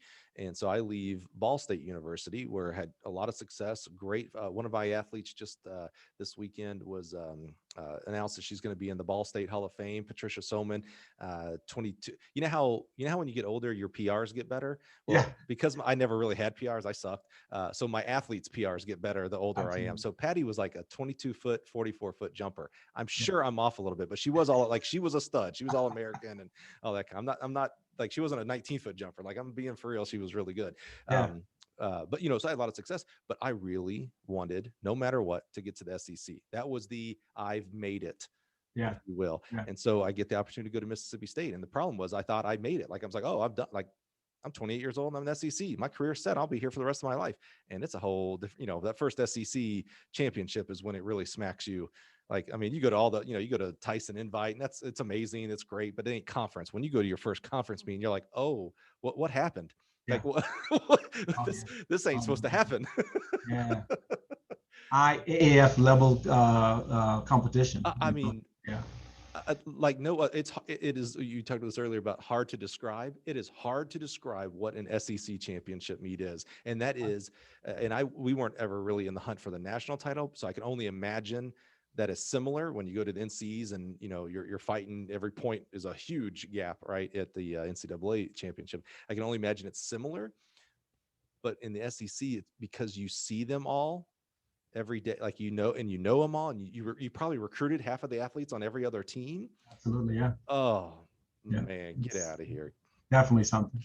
Okay. So yeah, I had a good time there. Good. A really good time. Bill Webb retired, and they combined programs, and part of our sport is the dark side. I lost my job eventually at University of Tennessee. Coaches change, people bring in their own people. And so I lost my job at University of Tennessee. Was in the unemployment line and was online looking for jobs. And I searched and searched and found a nice little place called Campbell University. It's one of my favorite universities. Yeah, and I mean that. I love the Camels of Campbell University. The Campbell Camels. Yeah. Yeah, the Camels in Bowie's Creek, North Carolina. Exactly. Bowie's Creek. Yeah. Folks always ask, "Where's Bowie's Creek?" Yeah. You tell them you live there and you still don't know. Yeah. So, okay, now that's interesting. At this point, long career at Georgia, 10 years, that's a decade if you don't know that. Yeah. That's the only math I know. Tennessee, national champions, All-Americans, and you go to look for a job and it's Campbell. It's not falling upwards and you go to SC or Arizona, what I'm saying? How did you deal with that on an ego side? And what I mean by that, I don't think ego's bad, but ego can be bad. So how did you reconcile Bulldogs, Vols, and now I'm a Camel? Well, one word, Mike: Bahamas. Bahamas. What do you mean? Look, I'm an island boy, man. Mm-hmm. I've got to provide for my family. Mm-hmm. I've got to put food on the table for my family. Okay, I have a passion, yes, but I can do anything. Mm-hmm. I can do anything. If I were to lose this job today, you'd see me stocking shelves at Home Depot, at Lowe's, whatever it takes, whatever it takes. So I was thrilled and happy to be able to find a job, doing what I love. And so, that's the ego part of it. Yeah, it was a little humbling, to be honest with you, truth be told. But, here I am once again. I was head coach at Murray State, went to being an assistant at Tennessee, and now I have another opportunity to hone my head coaching skills. Mm-hmm. And so I jumped on that. Thank you, Bob Roller, who was the AD at the time, for, giving me that job, And so, unfortunately, I didn't spend a whole lot of time there. I was there for literally one season, 1 year roughly.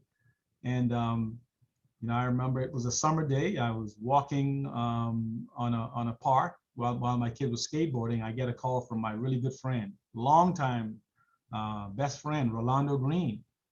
And he said, "Hey, Norbert, it looks like I'm going to get the job at Purdue University. I want you to be my first assistant." I go, "But Lonnie, I just got here, man. I can't leave this place." Of course, it didn't take me too long, when he told me what the salary was going to be. And of course, you're always looking for, job security. Mm-hmm. That's important. Mm-hmm. Let's, you love what you do, but mm-hmm. you're looking for job security. I think everybody in every career path want to know that, I've got longevity in what I'm doing. Mm-hmm. It's up to me to remain here unless I screw it up. Mm-hmm. And, to go from the Big South to the Big Ten, was a no-brainer, you know, and to also work along with my really good friend, Rolando Greene. Yeah, I was gonna say that's the sprinkles on top, right? It's like, okay, sprinkles on top. that's my guy. Yeah, that's my guy. We go way back, you know, and so yeah, I was offered the job to come join him, and you know, initially I was really excited. Oh man, Big Ten, yes, you know. And a few days later, I wait a minute. Let me see exactly where Purdue is located. Holy cow! Holy cow! So, I'd spent some time. Now, listen to me. All of my time is spent down south. Okay, I mean, moderate winters. You know, UTEP gets a little sprinkling of snow. You know, a dusting of snow in Georgia. They shut the whole place down. You know about that. The stores are empty. The bread's gone. You know, it's cold in Murray, Kentucky. All right, Kentucky's cold. You know, Buies Creek, North Carolina. You know, but I looked on the map, and this thing is closer to Chicago, okay, than it is to Kentucky, man. Holy smoke. Now, you had interviewed in South Dakota. Yeah. All right, I'll have to assume it was an interview during the summer. It was during the summer. And do you know how cold it gets in South Dakota? No idea. Really? I'm leaving Murray. I'm flying from El Paso, Texas to Brookings, South Dakota, and the guy tells me it gets cold, but I really didn't know. No idea. Be honest with you, no idea. Okay, but so now I've spent some time now in Georgia. I've spent some time in Murray, Kentucky. I have an idea now, and I'm like, whoa, dude, you know, you're 2 hours south of Chicago. But, you know, I mean, just once again, though, you know, an opportunity to be in the Big Ten, the coach, you know, once again at a great, in a great conference, at a great university, you know, just the reputation, you know, the academic reputation that Purdue had, an opportunity to work with my really good friend Rolando Greene, you know, so it was definitely an upward move for me. Well, put a pin in that, because I do want to spend some time at Purdue, because you guys have done some amazing things at Purdue, continuing from when Lonnie was there, but you know, he left, and continuing on with you under your directorship. But I do want to take a step back. Something you said there when we were talking about ego, all right, and you talked about humbleness as well. And you know, to me, ego is not automatically bad. It can be bad. There are people who let ego be bad. Humbleness is that other part that they tend to think it's the opposite of ego, right? It's always good. Well, humbleness can be bad as well. There's some fake humbleness, if you will, right? Sure. What I love about your humbleness was, you know, you talked about, hey, I'm an island boy. I'm going to provide for my family. If it ends today, if whatever reason, I will be on those shelves. That speaks volumes to your work ethic. You said whatever it takes.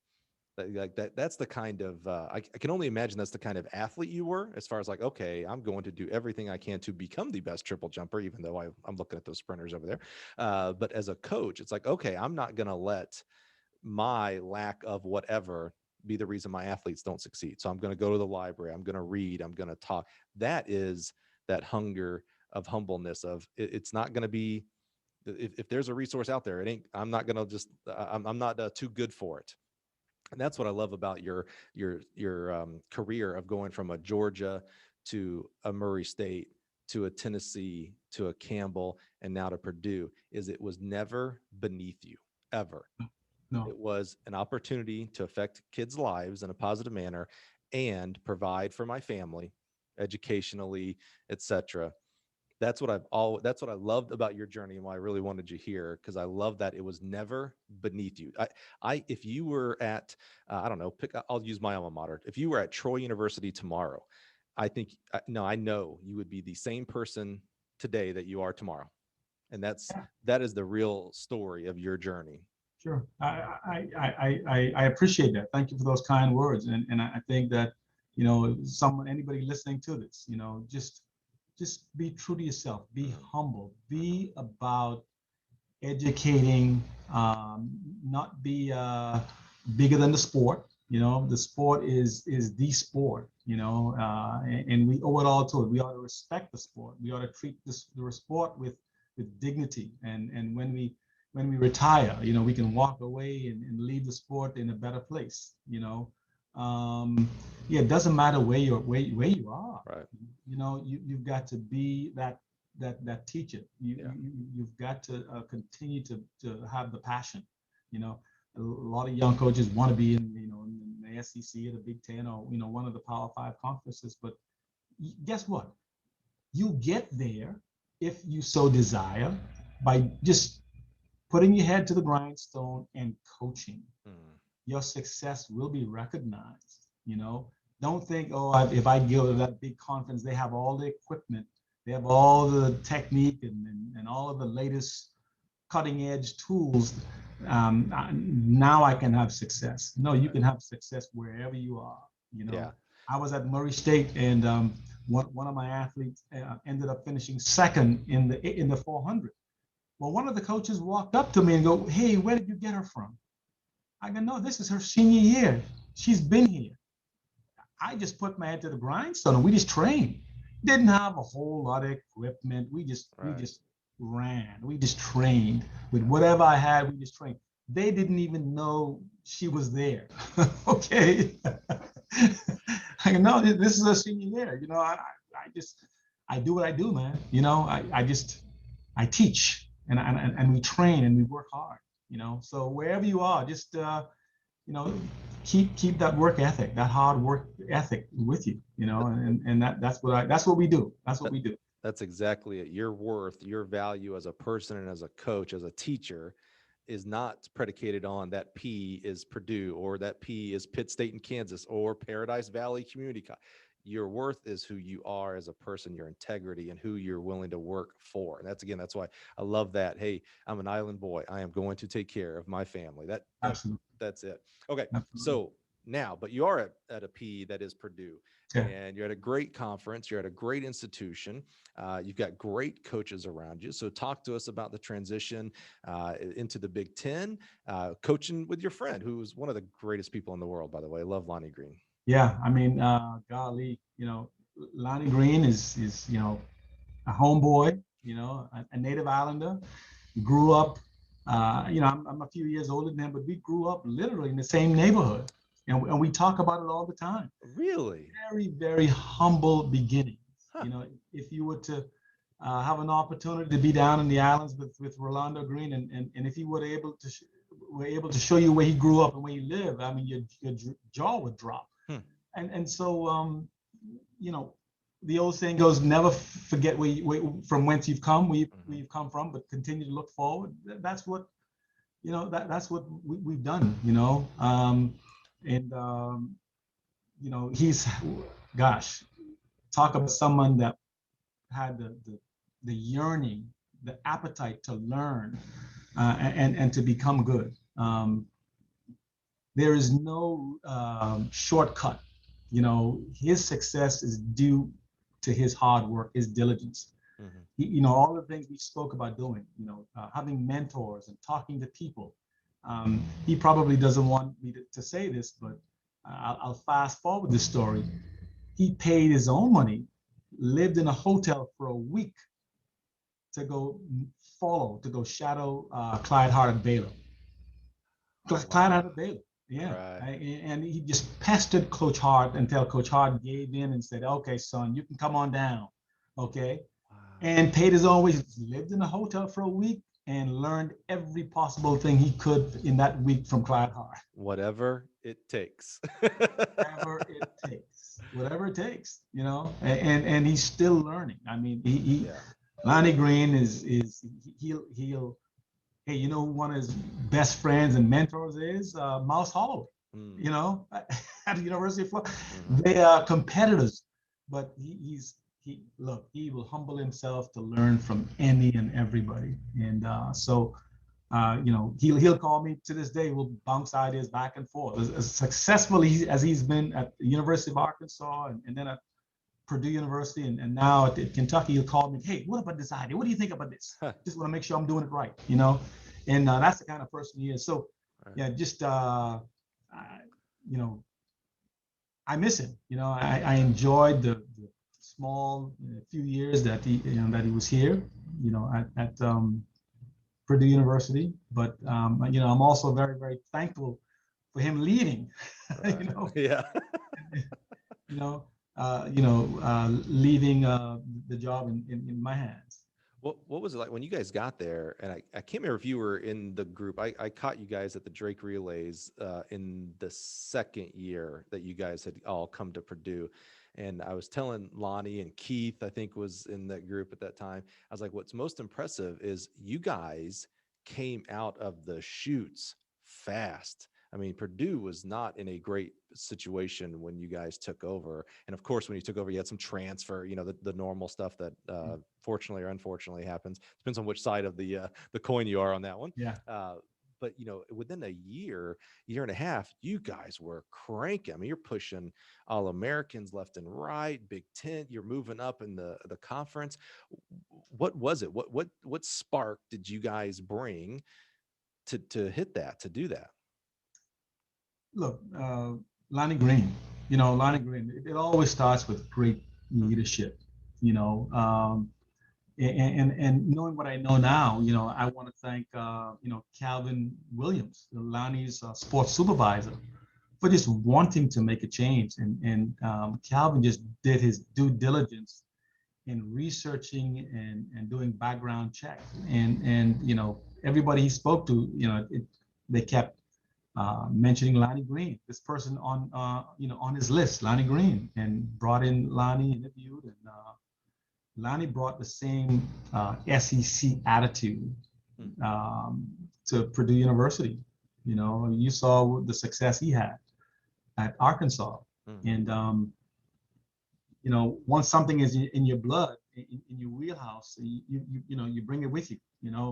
He didn't reinvent the wheel. He brought what he already knew and what he was and who he was with him.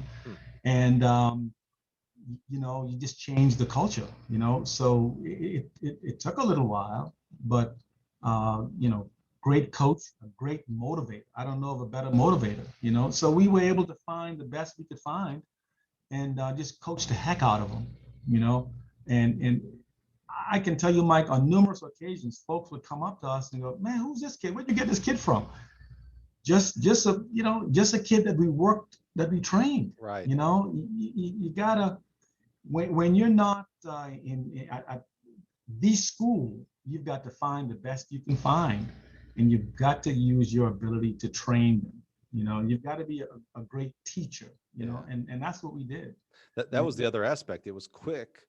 And it wasn't like you had a ton of transfers in and you started ruling the state of Indiana. And Indiana is a great high school track state, but it's not Texas, California, Correct. Florida. Yeah. That was the other part of it too, is like you got these good athletes and they became really good. Again, within that year and a half, 2 year span, just so quick. It was so impressive from the outside to watch it. Sure. Yeah, it started off, we had a sort of small nucleus. We were able to bring in, two young ladies from the Bahamas, Devin Charlton and Kamisha Cox. Once again, you've got to use your contact, your connections. My co-worker at the time, but now she's my wife, and Angela Goodman. She was able to, help with the recruitment. In fact, she recruited. Brianna Thomas and Simone Black and Chloe Abbott. We were able to bring those in, and so we had a sort of small nucleus, Savannah Carson, Savannah Robeson, and just built a great program around them, and it, so we had almost and then I would kind of categorize it as a meteoric success on the women's side. Right. Yeah, and just because of our hard work, you've still got to coach. You can recruit, and when you can't find the best, you got to coach them, and that's what we did. So and bad news for anybody who thinks when you get them that good, you're fine. When you're in the Big Ten and SEC and Pac-12 and a lot of other conferences, you got to get good ones and still coach them. You got to get the top 10 in the nation and still coach them up. It's well, I still have nightmares again about it. How many years was Lonnie there before he moved on to Kentucky, and then you became the head coach? let's see, let me see if I can get my math right. So I'm in my 9th year, but I'm in my 3rd year as head coach. So Lonnie would have been here for 6 About years or 6. 5 years. I'm in my 9th year, 5 years as head coach. So you talked a lot about stability today, which is extremely important. What were there concerns when Lonnie says, "Hey, best friend, I'm going to Lexington. Good luck." What do you think is like, oh my gosh, am I back to the job honey? I mean, how did that go through? And then of course, you eventually become the head coach. Yeah. Well, I remember him calling me in and said, "Hey, Norbert, just keep this under your belt, but Texas is going to come interviewing me. They're going to come calling." Okay. I go, okay. And I kind of let it go. Let's fast forward. It's summertime. And I'm married, and my wife and I, Coach Angela and I, we're in California. We're enjoying wine country. Okay, we're gonna do a road trip from on the PCH. From we just hard season. Yeah, deserve it. Yeah, got my grandson out there to go visit his parents, and nice. But I remember when it broke. So he did. So fast forward, he doesn't get the Texas job. Of course, our good friend Edric Florio. I was gonna say they hired some other guy. Yeah. Yeah, some other guy. A great guy. Very great. Yes. But of course, that creates an opening. Right. And Kentucky began courting him, and when he got the job, we were on vacation. Literally, our phone went ringing off the hook. Every single athlete, "Coach, what are you going to do? What are you going to do? I'm leaving. I'm going. I'm leaving." You know what I mean? Just mayhem. So, I call him up and go, "Lonnie, congratulations, man. Your phone's ringing off the hook. What's going to happen?" He goes, "Elliott, don't worry. You've got a job. You know what I mean? You're coming with me. You and Coach Angie, you're coming with me. I'm recommending that you stay here, that they give you the job, but I didn't know. There are no guarantees. Right. Right. No guarantees. So this is in July. So we made immediate plans. We shifted gear. Cancel our plans, call the airline, and the next morning we were flying back to West Lafayette. Right. So I got back. I don't know. It must have been the 3rd of July. On the 4th of July, I'm meeting with the sport administrator, the guy that hired, that assisted in hiring, that recommended, Lonnie for the job. Of course, the athletic director, Morgan Burke, hired Lonnie, but, he's meeting with Calvin Williams. So I'm doing the same thing. This is July 4th. Okay. So my July 4th, instead of barbecuing, I spent, I don't know, 3-4 hours talking with Calvin Williams. Well, the next day on July 5th, I interviewed with Mike Babinski, for the job. And so I go back to my office. I'm waiting now to hear what's going to happen.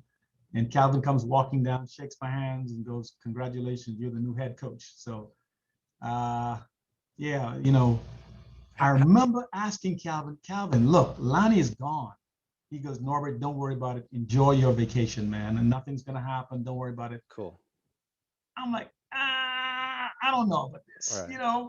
So that the plan to shift gears and to fly back was the best plan ever, And so I'm so thankful to be in my 3rd year as head coach here.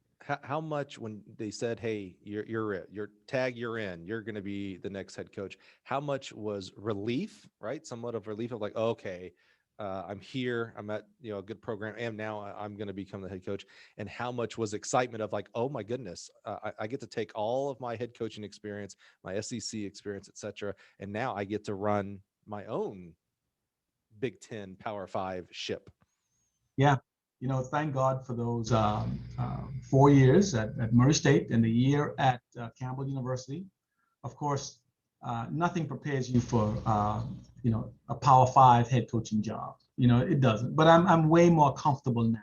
Way more comfortable. Not only that, I've got people to do things. I've got assistant coaches. Yeah. So when Lonnie left, of course, that created an opening. It was a vast opening.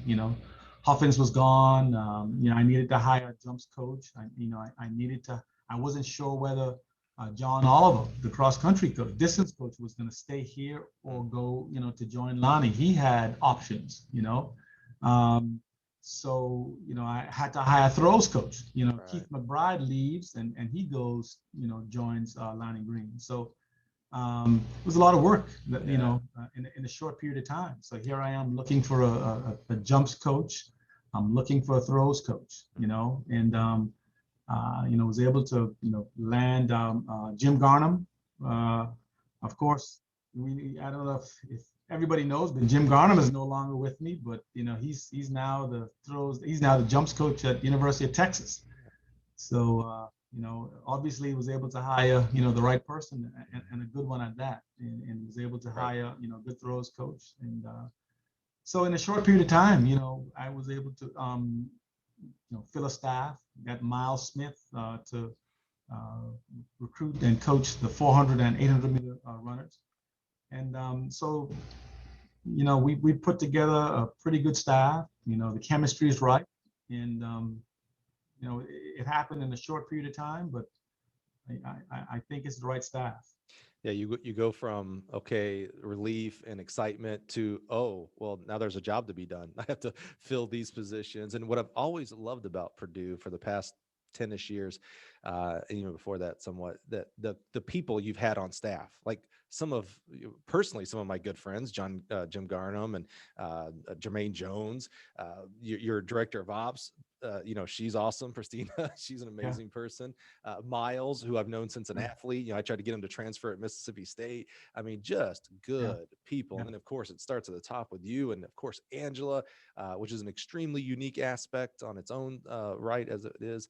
So tell us what's going on at Purdue? What's got you excited? How are, you're in your third year? Yeah. And really two, right? Do we get a gap year for last year or something like that? I don't know. Yeah, I don't know how that COVID thing works. Gosh. But Yeah. But what's how things going at Purdue? What's got you excited? Well, things are going good. Things are going really good. They're going well. You're constantly recruiting. This gap year has created a bit of a challenge. We've lost a couple of kids, due to the pandemic, due to their ability to take a gap year and to transfer, and as you can see, if you have a chance to look on this NCAA transfer portal, I mean, it's not only happening in the sport of track and field, but in all of the sports. Student athletes are taking advantage of an extra year. The NCAA is giving them the year, an additional year due to the pandemic, and now they have an ability to graduate and to use that extra year to work on a master's degree. Right. And so student athletes are taking advantage. Look, the pandemic has cost hundreds of thousands of lives, but it's helped a few student athletes with the opportunity to advance their educational career, by getting a master's degree, due to an additional year. So it's been a bit of a challenge. The time off, is a challenge not only to us here at Purdue, but all coaches, around the nation. I mean, for many of us, we hadn't had close connection, close contact, close communication with our kids for months and months and months. If you remember, it was last March when things were shut down, and we were able to resume training, some of them, in September and October. So that's a long time to be off, to be without close contact with your kids, with your hands and your eyes on them. But the playing fields were even and level, and so we're lucky to be able to have a season this year. What have you had to do differently recruiting wise? My understanding is you're still Division I, you still can't have on-campus visits and you can't go do in-home visits. Is that correct? That is correct. So yeah. what are you doing differently recruiting, and how does that affect the international recruiting that I'm assuming that you're still doing? Well, I think those schools with lesser facilities have benefited. I think the playing field's a little bit even. You know, student athletes can't come on campus and see those lesson facilities, to be honest with you. Right. So those schools with really good media resources are able to put together really good media packages and send out to these student athletes. You know, you can package it. You can allow those kids to see what you want them to see. And so the playing fields are definitely, in my opinion, a little bit level, you know, because of that. And with that leveling, is there less opportunity? I'm not sure if I'm asking this correctly. Is there less opportunity for scholarship because you had kids who were able to use an extra year because of eligibility? So the majority either came back or went to another university, meaning they're taking up scholarship. Is there less opportunity for high school seniors and I guess last year's juniors for the next level for track? Yes, it's created some really interesting things, and you're exactly right. So the NCAA said, look, you know, you can give the student athlete the scholarship, but it has to come out of we're not giving you more scholarships. You know, you've got to decide what you want to do. Do you want to bring this kid back? If you've got some other, you know, sort of resources, they're allowing us to use those other resources just for 1 year. Okay. So they've kind of, you know, sort of relaxed, you know, some of the restrictions, but still, you're exactly right. It's created a bit of an issue. Not so much. Look, if you've got a really good student athlete, and you know you have an opportunity to have them back for another year, I would take that one good student athlete over one that maybe I have to develop, you know, a developmental. So all in all, I think the playing fields are going to the dust is going to settle, you know, the rough seas will sort of calm and it'll be okay. But I think the biggest thing is, you know, this additional year that many of these students have gotten, and they're taking advantage of it, you know, by transferring out and advancing their you know, to getting an advanced degree. And last question, I'll let you go, Norbert. I know you got work to do. I'm so blessed that you would spend time with us today. On that stay with that recruiting aspect there. You know, you've recruited many different places, many different styles, right? From, again, SEC to Murray State, et cetera, internationally versus domestically here in the States.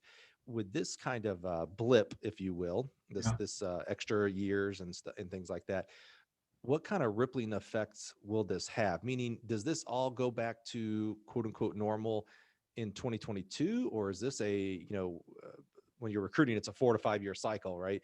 Because your kids got to go through graduate, or is this a 4 to 5 year down the line, we may get back to normal with this scholarship flux? You know, let me answer that a different way.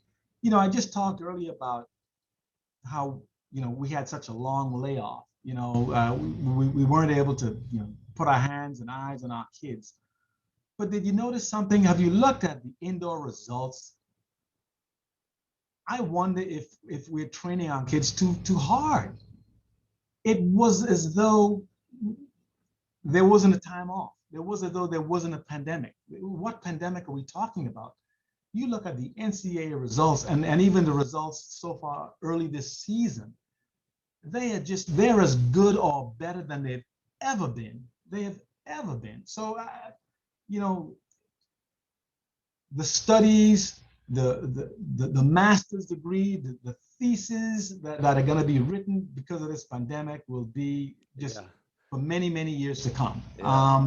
It'd be interesting to see, you know, what kind of study come out of this time off. I can tell you that my initial observation, my initial impression is maybe we're training our kids too hard. Maybe they needed the time off so that their bodies can heal up. Because if you look at the indoor results that we just had this last month, and so far this year, they're just performing just on another level.